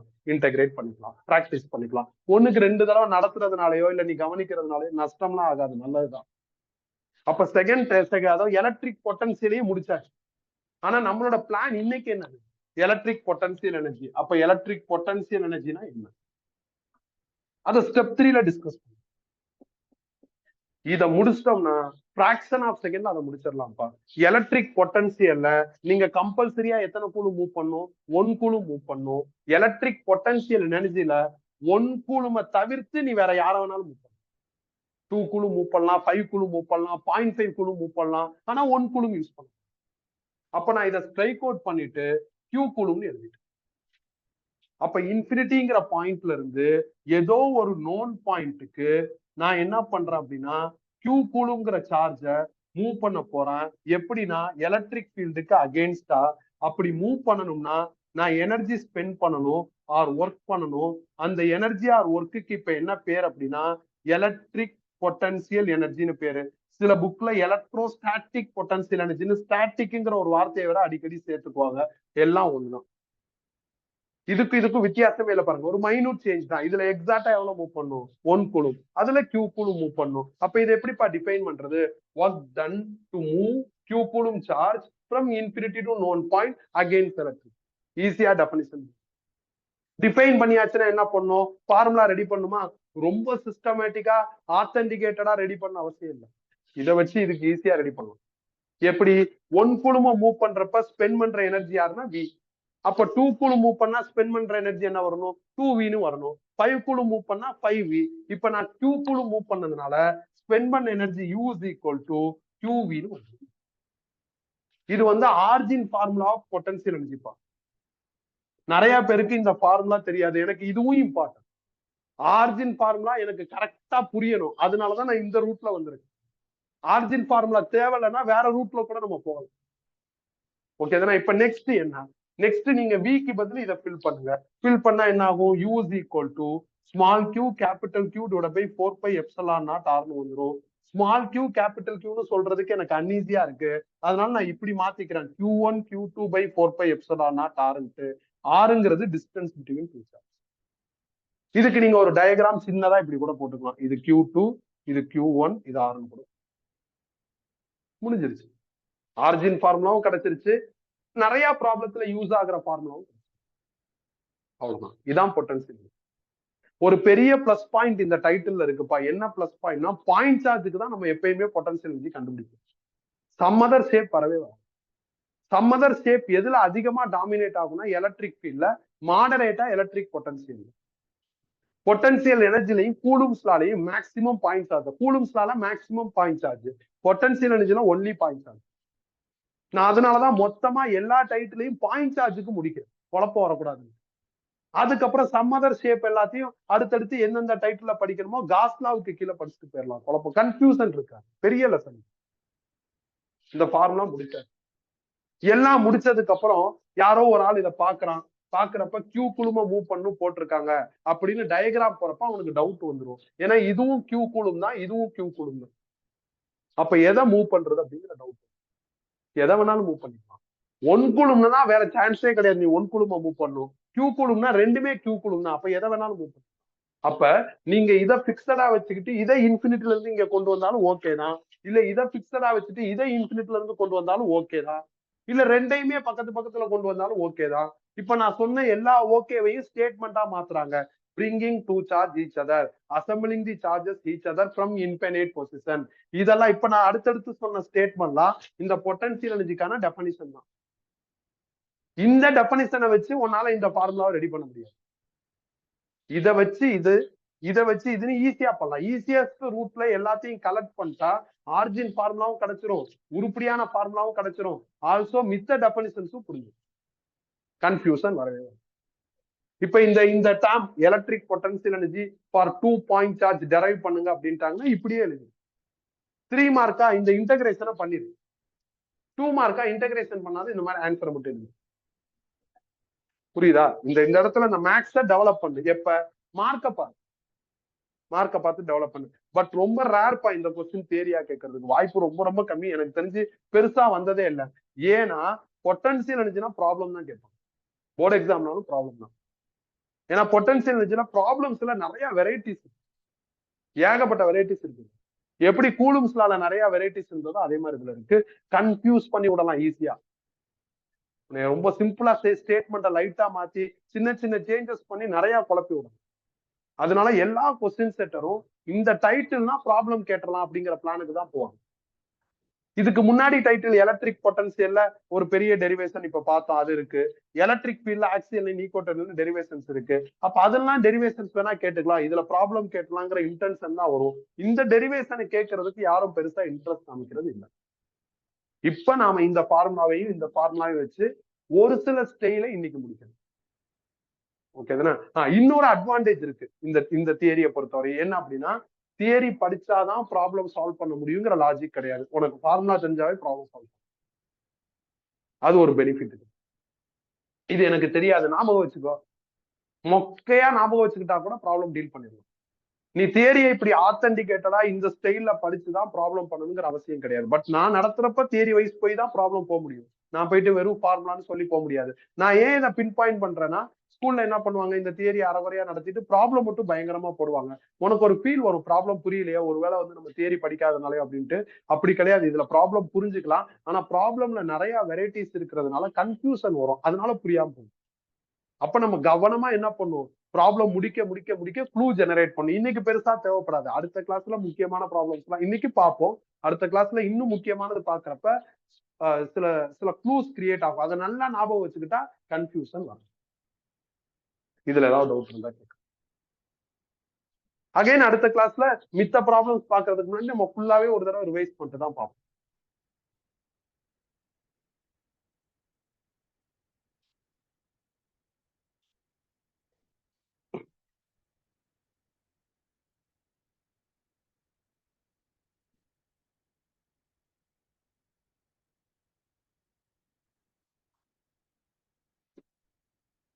இது ஓகே தானே? எடுங்க ப்ராப்ளம் எடுங்க. ப்ராப்ளம் நம்பர் 72 எடுங்க.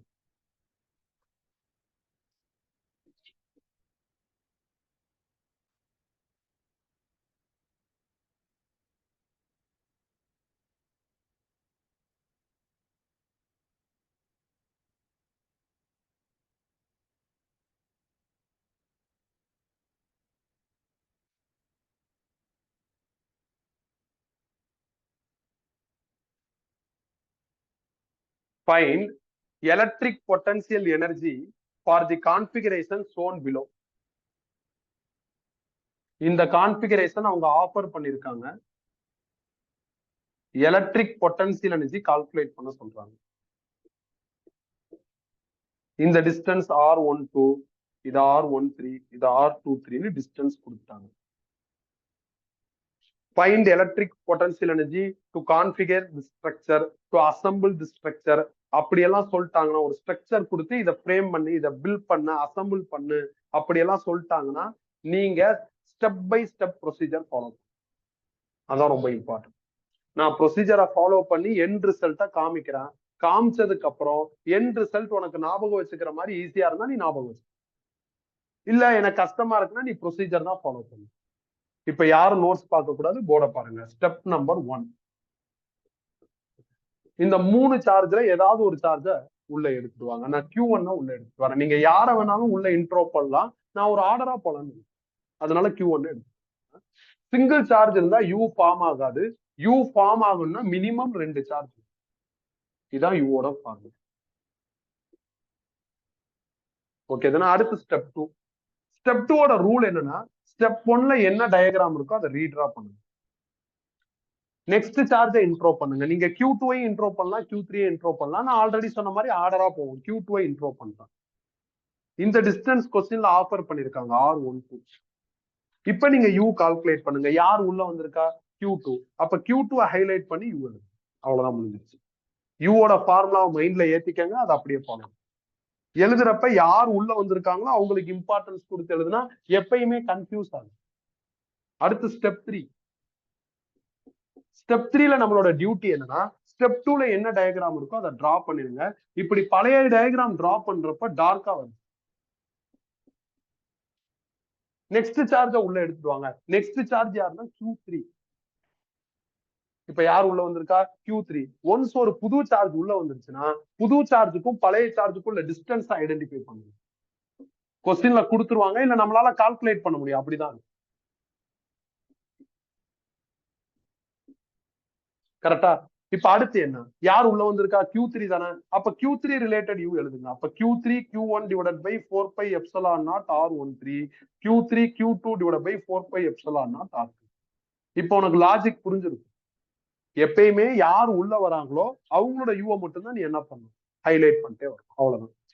இந்த மாதிரி எவ்வளவு தூரம் போகணும் அப்படின்னா, இந்த டயக்ராம் அந்த டயக்ராம் டேலி ஆகுற வரையும் டிராவல் பண்ணும். இப்ப இந்த டயக்ராம் அந்த டயக்ராம் டேலி ஆயிடுச்சா, இப்ப ஸ்டாப் பண்ணிட்டு நீ எல்லா ஸ்டெப்ஸ்லயும் இருக்கிற யூவையும் ஆட் பண்ணா உங்களுக்கு total U for this configuration கிடைச்சிரும். அப்ப ஆட் பண்ணுங்க, என்ன வரும்? Q2 Q1 divided by 4 by epsilon naught R12, Q3 Q1 divided by 4 by epsilon naught R13, Q3 Q2 divided by 4 by epsilon naught R23. இதான்ப்பா final answer. இந்த final answer ஒரு simple probability logic தான் வருது. 1 2 1 3 2 3. அதனால இதை நீ என்ன பண்ணலாம், ஞாபகம் வச்சு. ஒரு 3 சார்ஜ் கொடுத்துட்டு டோட்டல் யூ கேட்கறாங்க, கான்பிகர் அப்படின்னு சொல்றாங்க, அசம்பிள்னு சொல்றாங்கன்னா நீ ரிஸ்க் எடுத்து ஸ்டெப் பை ஸ்டெப் போகணும்னு அவசியம் இல்லை. இந்த மாதிரி ஸ்ட்ரைட்டாவே ஃபைனல் ஆன்சரை ஃபாலோ பண்ணிட்டு எல்லா புக்லயும் இந்த ஃபார்முலா டெரைவ் பண்ணோடனே இந்த மாதிரி ஒரு டயக்ராம் இருக்கும். அந்த டயக்ராம் கீழே இந்த ஃபார்முலா இருக்கும். எப்படி வந்துச்சுன்னு இருக்காது. நான் உனக்கு எப்படி வந்துச்சுங்கிறதையும் சேர்த்து சொல்லி கொடுத்தேன். இதான்ப்பா யூ கால்குலேட் பண்ற லாஜிக். இது ஒரு ஸ்டைல்ப்பா. 3 சார்ஜ்னா நீ ஃபார்முலாவை மனப்பாடம் பண்ணிடலாம். 4 சார்ஜ்னா என்ன பண்ணும், 5 சார்ஜ்னா என்ன பண்ணும் வச்சு செஞ்சிருவாங்க. ஸ்கேலார் குவான்டிட்டி தானே, 6 சார்ஜ் வரையும் போவாங்க. அப்போ உனக்கு இந்த ஸ்டெப் பை ஸ்டெப் ப்ரொசீஜர் தெரிஞ்சுன்னா ஈஸியா இருக்கும். அடுத்த கிளாஸ்ல நான் இன்னொரு ப்ரொசீஜர் சொல்லி தரேன். ஸ்டெப் பை ஸ்டெப் சொல்லி கொடுத்துட்டு இன்னொரு அதே ப்ராப்ளத்துல இன்னொரு மெத்தட், எலிமினேஷன் மெத்தடும் சொல்லி தரேன். நீ நல்லா ஸ்மார்ட்டா மாற மாற உனக்கு எது வேகமா இருக்கோ, எது கிளியரா இருக்கோ அதை நீ பண்ணிக்கலாம். ரெண்டுமே கிளியரா இருக்குன்னா வேகமான மெத்தடை நீ ஃபாலோ பண்ணலாம். இனிஷியல் ஸ்டேஜ்ல அப்படி பண்ணாம ப்ராப்பரா போயிடும். இப்ப இதுலயே கவனமா இருக்கணும். இப்போ ஃபார் எக்ஸாம்பிள் நான் Q1, இந்த பென் வந்து Q2, நாங்க ஆல்ரெடி பிக்சட். இப்ப Q3 உள்ள வருது. இப்ப யூ கால்குலேட் பண்ணுங்கிறாங்க. இப்ப யூக்கு என்னப்பா ஃபார்முலா? மொத்தமா 3 சார்ஜ் இருக்கு. எந்த ஃபார்முலா யூஸ்?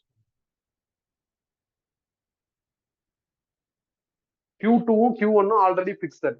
Q3 உள்ள வருது. யூ வேணும். அப்ப எந்த ஃபார்முலா? Q3 தானே உள்ள வந்திருக்கு. அப்ப இதை பயன்படுத்து. நீ 3 சார்ஜஸ் இருக்குன்னு இந்த டோட்டல் யூ பயன்படுத்தி. டோட்டல் யூ எப்ப பயன்படுத்தணும்? டோட்டல் யூன்னு சொன்னா பயன்படுத்தலாம். Configure assemble this kind of ஸ்ட்ரக்சர்னு சொன்னா பயன்படுத்தலாம். அவங்க அப்படி சொல்ல, இப்ப நான் கடைசியா சொன்னதுல அப்படி சொல்ல, எப்படி சொல்லியிருந்தாங்க? 2 சார்ஜ் ஆல்ரெடி எப்படி இருக்கு, பிக்சடா இருக்கு.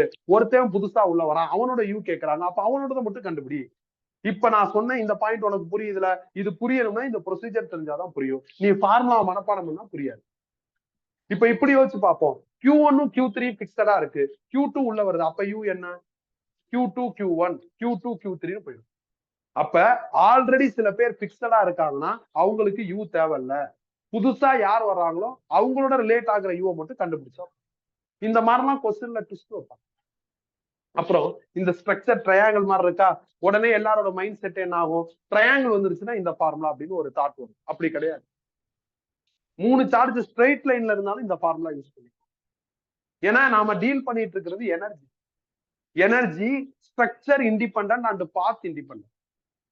இப்ப இங்க இருந்து நேரா நான் அந்த எண்டுக்கு போயிட்டேன், சம் அமௌண்ட் ஆஃப் எனர்ஜி செலவாகும். சுத்தி போனா எவ்வளவுப்பா செலவாகும்? ஜாஸ்தியா செலவாகும். உண்மை அதான். ஆனா நியூட்டன் தியரி படி நீ சுத்தி போனாலும் நேரா போனாலும் ஸ்டார்டிங் பாயிண்டையும் ஃபைனல் பாயிண்டையும் மாத்தலைன்னா எனர்ஜி மாறாது. நாம நியூட்டன் தியரி தான் ஃபாலோ பண்ணணும். அப்ப நியூட்டன் தியரி படி நீ எப்படி வர்றேங்கிறது முக்கியம் இல்லை, எங்க வந்து சேர்ந்த, எங்க இருந்து கிளம்புன, அதை வச்சுதான் நான் எனர்ஜியை யோசிப்பேன். எந்த ரூட் வழியா வந்தேங்கிறது எனக்கு இம்பார்ட்டன்டே கிடையாது. So energy path independent, structure independent. அப்ப ட்ரையாங்கிள் அப்பியரன்ஸுக்கு பதில் ஸ்ட்ரெயிட் லைன்னாலும் இதான் ஃபார்முலா. நீ இப்போ ஒன்னே ஒண்ணுதான் நல்லா யோசிக்கணும். என்னது? இதை பயன்படுத்துறதா இல்ல கொஞ்சம் யோசிக்கிறதான்ட்டு. இதை எப்ப பயன்படுத்த முடியும்? டோட்டல் யூ, அசம்பிள், கான்பிகர் எல்லாம் சொல்லிட்டாங்கன்னா இதை பயன்படுத்திக்கலாம் ஃபார் 3 சார்ஜ் சிஸ்டம். அப்படி இல்லாம ஆல்ரெடி 2 பேர் பிக்சடா இருக்கான், ஒருத்தன் உள்ள வரான், அப்படி இப்படின்னு ஏதாவது சொன்னாங்கன்னா அப்ப கொஞ்சம் கேர்ஃபுல்லா இருக்கும். அடுத்து பார்க்க போற ஒரு 5-6 ப்ராப்ளத்துக்கு இது பேஸ் மாதிரி. ஓகே தானே? கேடுங்க, இதை டிக் பண்ணிருங்க. இப்ப எது முடிச்சிருக்கோம்? 72 டிக் பண்ணிருங்க. டிக் பண்ணிட்டு நான் சொல்ற ப்ராப்ளத்துக்கு போங்க. ஏன்னா நம்ம கொஞ்சம் மாத்தி மாத்தி தான் பார்ப்போம், இதுல லைனா பார்க்க மாட்டோம். 79 போங்க.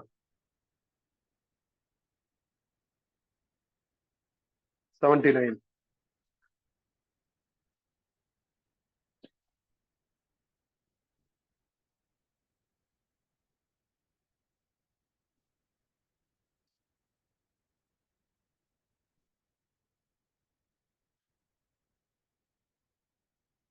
Three charges minus Q plus capital Q and minus Q are placed at the equal distances along a straight line. If the total potential energy of the system is 0, the ratio capital Q by small q becomes. கவனிங்க, 3 charge, ஒரு minus Q, அதுக்கப்புறம் ஒரு plus capital Q, again ஒரு minus Q, straight லைன்ல equal டிஸ்டன்சஸ்ல locate ஆயிருக்கு. அப்ப நான் இந்த டிஸ்டன்ஸ் ஆர்னு போட்டா இதுவும் எவ்வளவுப்பா போடணும்? ஆர்னு போடணும். இந்த கான்பிகரேஷனோட total potential energy which means total U ஜீரோன்ட்டாங்க. அப்படின்னா capital Q by small q என்னவா இருக்கும்னு கேட்டிருக்காங்க. அதானே கேட்டிருக்காங்க. ஆமா, அதான் கால்குலேட் பண்ண சொல்லியிருக்காங்க. இப்ப டோட்டல் யூ ஜீரோனா என்ன அர்த்தம்? நீ ரொம்ப டெக்னிக்கலா யோசிச்சா மாட்டிக்குவ. மேத்தமெட்டிக்கலா யோசி. இந்த லெசன்ல எப்ப எந்த குவான்டிட்டி ஜீரோனாலும் அந்த குவான்டிட்டியை கண்டுபிடிச்சு ஜீரோ பண்ணும். அவ்வளவுதான். நீ ஜீரோனா அதோட டெபினிஷனை வச்சு யோசிச்சா இந்த மாதிரி வருது ஜீரோ அப்படி எல்லாம் பண்ணிடாத மாட்டிக்கும். இந்த லெசன் ஃபுல்லா அப்படிதான். இந்த லெசன் கிடையாது, மேக்சிமம் அப்படிதான் இருக்கும். ஆனா இந்த லெசன்ல கான்பிடண்டா சொல்லலாம். அப்ப டோட்டல் யூ கண்டுபிடிக்கணும். எப்படி கண்டுபிடிக்கிறது? இது எத்தனை சார்ஜ்பா? 3 சார்ஜ் சிஸ்டம். இப்பதான் ப்ராப்ளம் நம்பர் 72ல 3 சார்ஜ் சிஸ்டமுக்கான டோட்டல் யூ ஃபார்முலாவை டெவலப் பண்ணோம். அதை ஞாபகம் வச்சுக்கலாம்னு சொல்லியிருந்தேன். ஏன்னா அது பார்க்க ஈஸியா தான் இருந்தது. Q1 Q2 divided by 4 pi epsilon naught R12, Q1 Q3 divided by 4 pi epsilon naught R13, Q2 Q3 divided by 4 pi epsilon naught R2. இப்ப சால்வ் பண்ணுங்க. எல்லாத்துலயும் 1/4 எப்சிலான் நாட் காமனா இருக்கு. இல்ல அப்படியே வச்சுக்கலாம். அப்புறம் வேணா காமன் எடுத்துக்கலாம். Q1 Q2 இது Q1 ட்ரீட் பண்றேன், இதை Q2 ட்ரீட் பண்றேன். ரெண்டையும் ப்ராடக்ட் பண்ணா மைனஸ் Q கேபிட்டல் Qன்னு வந்துடும். 4 எப்சிலான் நாட் ரீடைன். நெக்ஸ்ட் என்னப்பா இருக்கு? R12. R12னா Q1க்கும் Q2க்கும் நடுவுல இருக்கிற டிஸ்டன்ஸ் R பிளஸ் அடுத்து என்ன இருக்கு? Q1 Q3. இது Q1, இது Q2, இது Q3. அப்ப இதை ரெண்டையும் ப்ராடக்ட் பண்ண என்ன ஆயிரும்? பிளஸ் Q ஸ்கொயர்னு வந்துடும். 4 எப்சிலான் நாட் ரீடைன். அடுத்து என்ன இருக்கு? டிஸ்டன்ஸ் R13 இருக்கு. R13ங்கிறது இந்த டிஸ்டன்ஸ். அப்ப R பிளஸ் R என்ன ஆயிரும்னா 2R பிளஸ் அடுத்து Q2 Q3. இது Q2, இது Q3. ரெண்டையும் ப்ராடக்ட் பண்ணா minus Q capital Q divide by 4 epsilon naught என்ன இருக்கு? R23 இருக்கு. R23னா என்ன வரும்னா R. நெக்ஸ்ட் என்னப்பா? இதுதான் total you. In question they said total you is equal to 0. நானும் டோட்டல் யூ கண்டுபிடிச்சிட்டேன். அப்ப என்ன பண்ணிக்கலாம்? 0 போட்டுக்கலாம். இப்ப இது ரெண்டும் ஒரே அப்பியரன்ஸ்ல இருக்கா? அப்ப இது ரெண்டையும் நான் என்ன பண்ணிக்கலாம்? ஆட் பண்ணிக்கலாம். ஆட் பண்ணி இங்கிட்டு கொண்டு வந்துட்டா 2QQ divided by 4 epsilon naught R is equal to Q squared divided by 4 epsilon naught 2R னு வரும். 4 epsilon naught cancel, RR cancel, ஒரு QQ கேன்சல். இதுல இருந்து capital Q by small Q கண்டுபிடிச்சா இந்த 2 கீழே கொண்டு வந்துட்டா 1/4. அவ்வளவுதான் முடிஞ்சிருச்சு. சிம்பிளா இருக்கும்பா, ஆனா கவனமா இருக்கணும். ஏன்னா வெரைட்டிஸ் ஜாஸ்தி. நம்ம இப்ப இந்த ஃபார்முலாவை வச்சு இந்த ஸ்டைல வச்சு டீல் பண்ண போறோம். இதுலயும் நிறைய வெரைட்டிஸ். கவனமா இருக்கணும். அதே நேரத்துல இந்த லெசன் ஃபுல்லா எப்ப எந்த குவான்டிட்டி ஜீரோனாலும் நீ என்ன பண்ணும்? அந்த குவான்டிட்டியை எவாலுவேட் பண்ணிட்டு ஜீரோ டிக் பண்ணிருங்க. 79 இது 79 டிக் பண்ணிட்டு அடுத்து என்ன பண்ணணும் அப்படின்னா ப்ராப்ளம் நம்பர் 82 எடுங்க.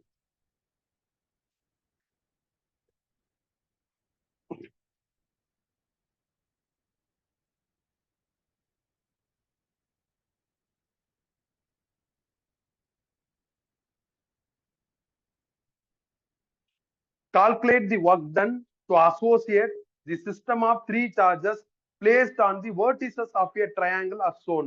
Here Q is equal to 1.6 into 10 power minus 10 coulomb. அவங்க ஒரு ட்ரையாங்கிள் ஆஃபர் பண்ணிருக்காங்க. அந்த ட்ரையாங்கிளோட வெர்டிசஸ்ல 3 சார்ஜ் இருக்கு. -4Q பிளஸ் 2Q அதுக்கப்புறம் Q. ட்ரையாங்கிளோட சைட்ல 10 சென்டிமீட்டர் சொல்லியிருக்காங்க.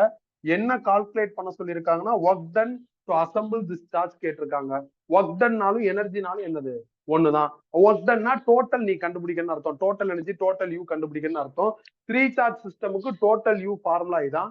இதுல டேட்டா ஃபில் பண்ண ஆன்சர் வந்துடும்.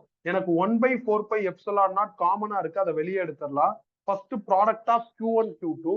இது Q1 இது Q2ன்னு எடுத்துக்கிறேன். இது ரெண்டையும் ப்ராடக்ட் பண்ணா -8Q ஸ்கொயர்னு வந்துடும். பை டிஸ்டன்ஸ் R12 எவ்வளவுப்பா வரும்? 10 சென்டிமீட்டர் வரும். 10 சென்டிமீட்டர் மீட்டரா மாத்திக்கங்க. அப்ப 10 into 10 power minus 2 metre plus. Next Q1 Q3. இது Q1 இது Q3. ரெண்டையும் ப்ராடக்ட் பண்ணா எனக்கு -4Q ஸ்கொயர்னு வந்துடும். டிவைடட் பை அந்த டிஸ்டன்ஸ் போடணும் R13. அதுவும் எனக்கு எவ்வளவு இருக்குன்னா 10 சென்டிமீட்டர். அப்ப 10 into 10 power minus 2 again plus. அடுத்து Q2 Q3. இது Q2 இது Q3. ப்ராடக்ட் பண்ணா எனக்கு 2Q ஸ்கொயர்னு வந்துடும். டிவைடட் பை அந்த டிஸ்டன்ஸ் எனக்கு வேணும் R23. அதுவும் 10 centimetre. 10 into 10 power minus 2. 1/4 epsilon நாட்டோட வேல்யூ நம்ம கூலும்ஸ்லாலே டிஸ்கஸ் பண்ணியாச்சு. which is 9 into 10 power 9. 10 into 10 power minus 2 வெளியே எடுத்துட்டேன். ரிமைனிங் எவ்வளவு இருக்குன்னு பாருங்க. -8Q square -4Q ஸ்கொயர்னா -12Q squared plus 2Q ஸ்கொயர்னா -10Q ஸ்கொயர்னு ஒண்ணு. இந்த 10 கேன்சல் பண்ணிக்கலாம். -9 × 10⁻9 by 10⁻2 into q ஸ்கொயர்னு இருக்கு. கொஸ்டின்ல q ஓட வேல்யூ 1.6 × 10⁻−10 சொல்லியிருக்காங்க. q ஸ்கொயர்டுங்கிறதுனால ஹோல் ஸ்கொயர். சால்வ் பண்ண ஆன்சர் வந்துடும். இது ஒரு சிம்பிள் ப்ராப்ளம் தான். ஏன்னா கான்ஃபிகரேஷன் நம்மளுக்கு ஃபெமிலியர். யூ கேட்டிருக்காங்க, ஃபார்முலா தெரியும், போட்டா ஆன்சர் வந்துடும். Total you are work done சொல்லியிருக்காங்க. கொஸ்டின் ரீட் பண்றப்ப அது டோட்டல் யூ ஹைப் பண்ணது நல்லா தெரியுது. அப்ப அதை ஃபாலோ பண்ணும். கிளியரா? 83 எடுங்க. Next 83.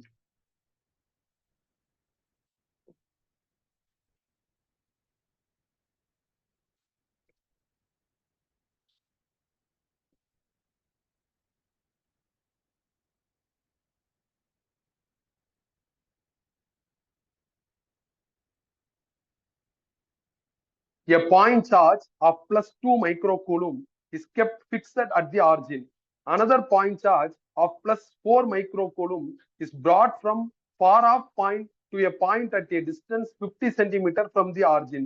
Calculate the electrostatic potential energy of this two charge system. அது இல்லாம கொஸ்டின் எக்ஸ்டெண்ட் ஆகுது. அந்த இடத்துல ஒரு ஃபுல் ஸ்டாப் வருது. ஃபர்ஸ்ட் அது வரை ஒர்க் பண்ணிடலாம். கவனிங்க. ஒரு பாயிண்ட் சார்ஜ் +2 மைக்ரோகூலும், அது ஆரிஜின்ல இருக்கு. இன்னொரு பாயிண்ட் சார்ஜ் வந்து +4 மைக்ரோகூலும், அது ரொம்ப தூரத்துல இருந்து எடுத்துட்டு வந்து ஒரு பர்டிகுலர் பாயிண்ட்ல வைக்கிறாங்க. வச்சதுக்கு அப்புறம் இந்த +2 மைக்ரோகூலுமோட டிஸ்டன்ஸ் செக் பண்ணி பார்த்தா 50 சென்டிமீட்டர். இப்ப இந்த டூ சார்ஜ் சிஸ்டமுக்கு என்ன கால்குலேட் பண்ண சொல்லியிருக்காங்கன்னா பொட்டன்ஷியல் எனர்ஜி.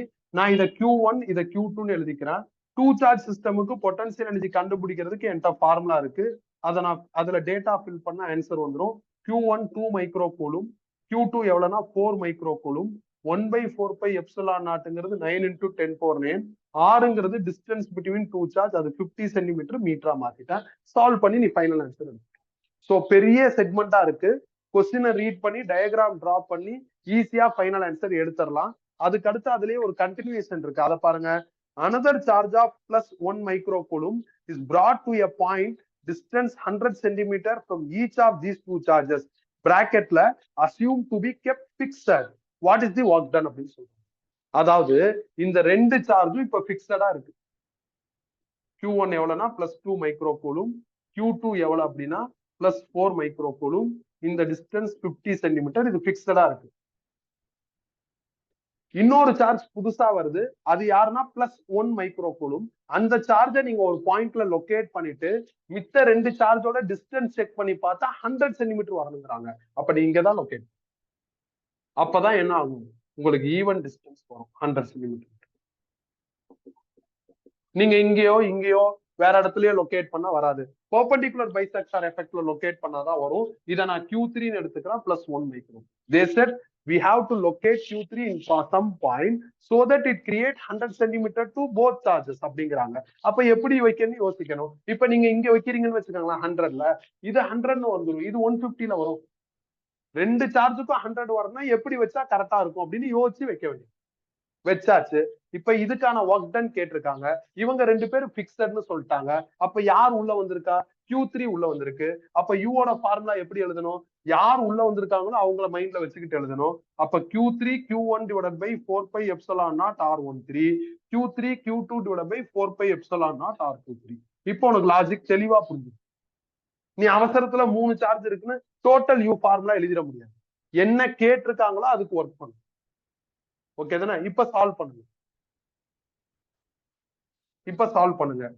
எனக்கு வந்து Q3 ஓட வேல்யூ எவ்வளவு இருக்கு அப்படின்னா ரெண்டுலயுமே 1/4πε0 வெளியே எடுத்துடலாம்.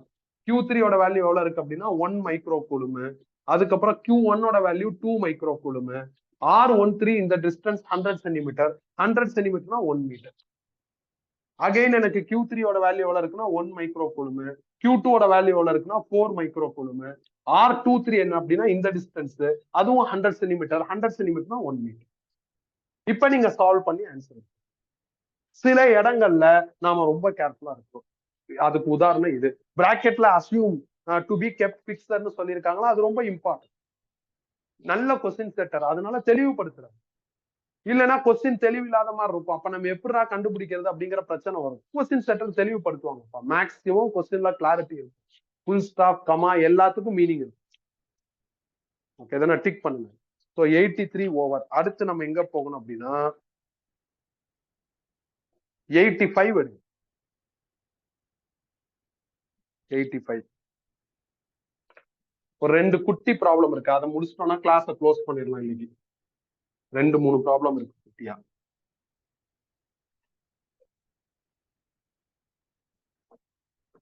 A charge of 2 coulomb moves between 2 points maintained at a potential difference of 1 volt. What is the energy acquired by the chargeங்கறாங்க. அதாவது பொட்டன்ஷியல் டிஃபரன்ஸ்னு V கொடுத்துட்டாங்க. V கொடுத்துட்டு எனர்ஜி கேக்குறாங்க. V கொடுத்துட்டு எனர்ஜி கேட்டாங்கன்னா நான் ஆர்ஜின் ஃபார்முலான்னு ஒரு ஃபார்முலா சொன்னாலும் அதை பயன்படுத்துங்க. V எவ்வளவு சொல்லியிருக்காங்க 1 வோல்ட், Q எவ்வளவு சொல்லியிருக்காங்கன்னா 2, மல்டிப்ளை பண்ணா 2 அவ்வளவுதான். ஆர்ஜின் ஃபார்முலா தெரிஞ்சுன்னா இது ஈஸியா இருக்கும், தெரியலன்னா இது எப்படி இருக்கும், கஷ்டமா இருக்கும். அப்ப ரொம்ப சிம்பிள் ப்ராப்ளம், ஃபார்முலா சரியா தெரியலன்னா கஷ்டமா மாறும். ஓகே, இதெல்லாம் அவ்வளவுதான், டிக் பண்ணிருங்க. அடுத்து 85க்கு அப்புறம் எனக்கு 88 போங்க. 88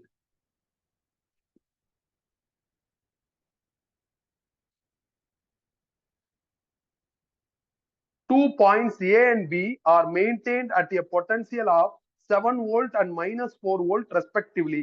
The work done in moving 50 electrons from A to B is கவனிங்க. ஒர்க் டன்னாலும் எனர்ஜினாலும் ஒண்ணுதான். பொட்டன்சியல் கொடுத்துருக்காங்க அப்படின்னா நீங்க ஆர்ஜின் ஃபார்முலா யூஸ் பண்ணலாம். இப்ப யார் நோட்ஸ் பார்க்க கூடாது, கவனமா பாருங்க. இப்ப எங்க இருந்து எங்க 50 எலக்ட்ரான்ஸ் மூவ் பண்றாங்கன்னா பாயிண்ட் ஏல இருந்து பாயிண்ட் பிக்கு மூவ் பண்றாங்க. பாயிண்ட் ஏவோட பொட்டன்சியல் 7 வோல்ட், பாயிண்ட் பிக்கு -4 வோல்ட்னு சொல்லியிருக்காங்க. Initial point A, final point B. நீ ரெண்டையும் கழிச்சு எழுதுறப்ப எப்பயுமே ஃபைனல் மைனஸ் இனிஷியல்னு எழுதணும். ஃபைனல் பாயிண்ட் என்னது பி, அதுல எவ்வளவு சொல்லியிருக்காங்கன்னா -4. இனிஷியல் பாயிண்ட் என்ன சொல்லியிருக்காங்க ஏ, அதுல எவ்வளவு அப்படின்னா 7. கழிச்சு எழுதுறதுனால இந்த மைனஸ் வருது. இன்டு Q வேணும். Qவோட ஃபார்முலா Neன்னு எலக்ட்ரோஸ்டாட்டிக்ஸோட ஃபர்ஸ்ட் கிளாஸ்லயே படிச்சாச்சு. Nங்கிறது number of electron for negative charge, number of electron lost for positive charge, number of electron gain for negative சார்ஜ்னு வரும். இதுல தெளிவாவே அவங்க என்ன சொல்லிட்டாங்க, எலக்ட்ரான்னே சொல்லிட்டாங்க. அப்ப நெகட்டிவ் சார்ஜ் தான். நெகட்டிவ் சார்ஜ்னா Nக்கு பதில் 50 போட்டுக்கோங்க, -50 போட்டுக்கோங்க. க்கு பதில் அந்த நம்பர். ப்ரீவியஸ் ப்ராப்ளம் மாதிரியே தான் இந்த ப்ராப்ளம். ப்ரீவியஸ் ப்ராப்ளத்துல Qவும் Vயும் ரெடிமேடா இருந்தது. இதுல கொஞ்சம் எப்படி இருக்கு, இன்டைரக்டா இருக்கு. இப்ப இதை சால்வ் பண்ணா -11 இன்டூ -50 இன்டூ 1.6 இன்டூ 10⁻−19 வரும். ஃபர்தரா சால்வ் பண்ணா 8.80 இன்டூ 10⁻17 ஜூல்னு வரும். இப்ப நான் எப்படி எழுதியிருக்கணும் அதே மாதிரி இதை ஸ்ட்ரைக் அவுட் பண்ணிட்டு எழுதிருக்கேன். ஏன்னா இதுல நான் என்ன பண்ணிட்டேன்னா 7-4ன்னு போட்டேன். போட்டுட்டு நெகட்டிவ் சார்ஜ்னா -15 போடாம +15 போட்டு ஆன்சர் வர்றதுக்கு ஸ்டெப் பண்ணிருக்கேன். ஆன்சர் வர்றதுக்கு எப்பயுமே ஸ்டெப் பண்ணக்கூடாது, ஸ்டெப்பை எக்ஸிக்யூட் பண்ணி ஆன்சர் எடுத்துட்டு வரணும். அதனால நீ அதுல மைனஸ் பிளஸ் மாத்த முயற்சி பண்ணா குழப்பம் ஆகும். அதனால அடிச்சுட்டு என்ன பண்ணு, பக்கத்திலே எழுதிடு.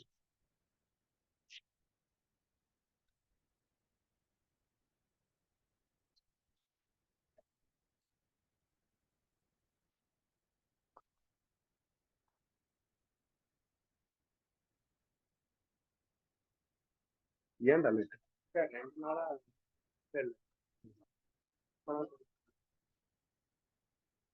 சரி வெயிட் பண்ணு, வீடியோல பாத்து.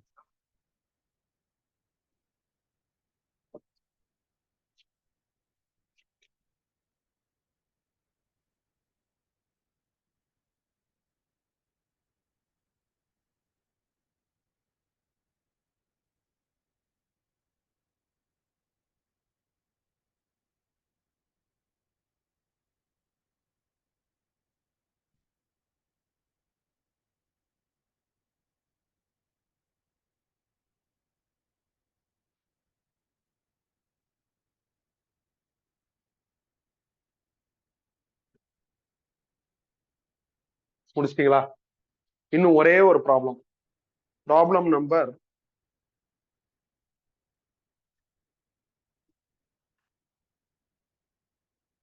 81.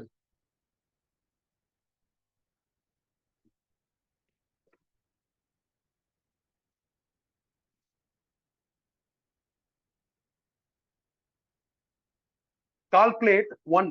The potential at a point due to a charge of 4 into 10⁻−7 coulomb located at 0.09 meter away. கவனிங்க, பொட்டன்சியல்னா எலக்ட்ரிக் பொட்டன்சியல், ஒரு பாயிண்ட் சார்ஜோட எலக்ட்ரிக் பொட்டன்சியல் கால்குலேட் பண்ற ஃபார்முலா தெரியும். Q divided by 4 pi epsilon naught r. Q எவ்வளவு சொல்லியிருக்காங்க அப்படின்னா 4 into 10 power minus 7 coulomb. 1 by 4 pi epsilon naught 9 into 10 power 9. R 0.09 மீட்டர்னு சொல்லியிருக்காங்க. சால்வ் பண்ணா 4 into 10 power 4 வோல்ட். கொஸ்டின்ல இன்னொரு டிவிஷன் இருக்கு. Work done in bringing a charge of 2 into 10 power minus 9 coulomb from infinity to that பாயிண்ட்ங்கிறாங்க. இந்த கொஸ்டின்லாம் படிச்சு பார்த்தா எப்படி இருக்கு? நம்ம எப்படி தியரி ஸ்டேட்மெண்ட் ரெடி பண்ணோமோ அதே மாதிரி இருக்கு. அப்படின்னா நம்ம கரெக்டா படிச்சிருக்கோம்னு அர்த்தம். சோ ஒர்க் டன்னா எனர்ஜி, எனர்ஜினாலும் டபிள்யூனாலும் யூனாலும் ஒண்ணுதான். இதை கண்டுபிடிக்க சொல்றாங்க. வி இருந்தா யூ கண்டுபிடிக்கிறதுக்கு நான் என்ன ஃபார்முலா சொல்லியிருக்கேன்? வி கியூ சொல்லியிருக்கேன். வி இப்ப கண்டுபிடிச்சிட்டோம் 4 into 10 power 4. கியூ இங்க செகண்ட் டிவிஷன்ல அகைன் கொடுத்திருக்காங்க 2 into 10 power minus 9. போட்டா ஆன்சர். சரியா படிச்சிருந்தோம்னா இதெல்லாம் சாதாரண ப்ராப்ளமா தெரியுமா? கடைசி 3 ப்ராப்ளம் அந்த மாதிரி. முதல்ல ஒரு 3-4 ப்ராப்ளம் 72 பேஸ் பண்ணி பண்ணிருக்கோம். 72ல ஒரு ரிசல்ட்டை ரெடி பண்ணிட்டு பண்ணிருக்கோம். அதே மாதிரி இன்னும் சில முக்கியமான கேட்டகரிஸ் இருக்கு. இப்ப பாருங்களேன், இதுல நிறைய வெரைட்டிஸ் இருக்கு. ஒன்னு ஒரு மாதிரி இருக்கும். இப்ப இன்னும் இதுல முக்கியமான கேட்டகரிஸ் இருக்கு. அது அடுத்த கிளாஸ்ல பார்ப்போம். இன்னைக்கு போதும்.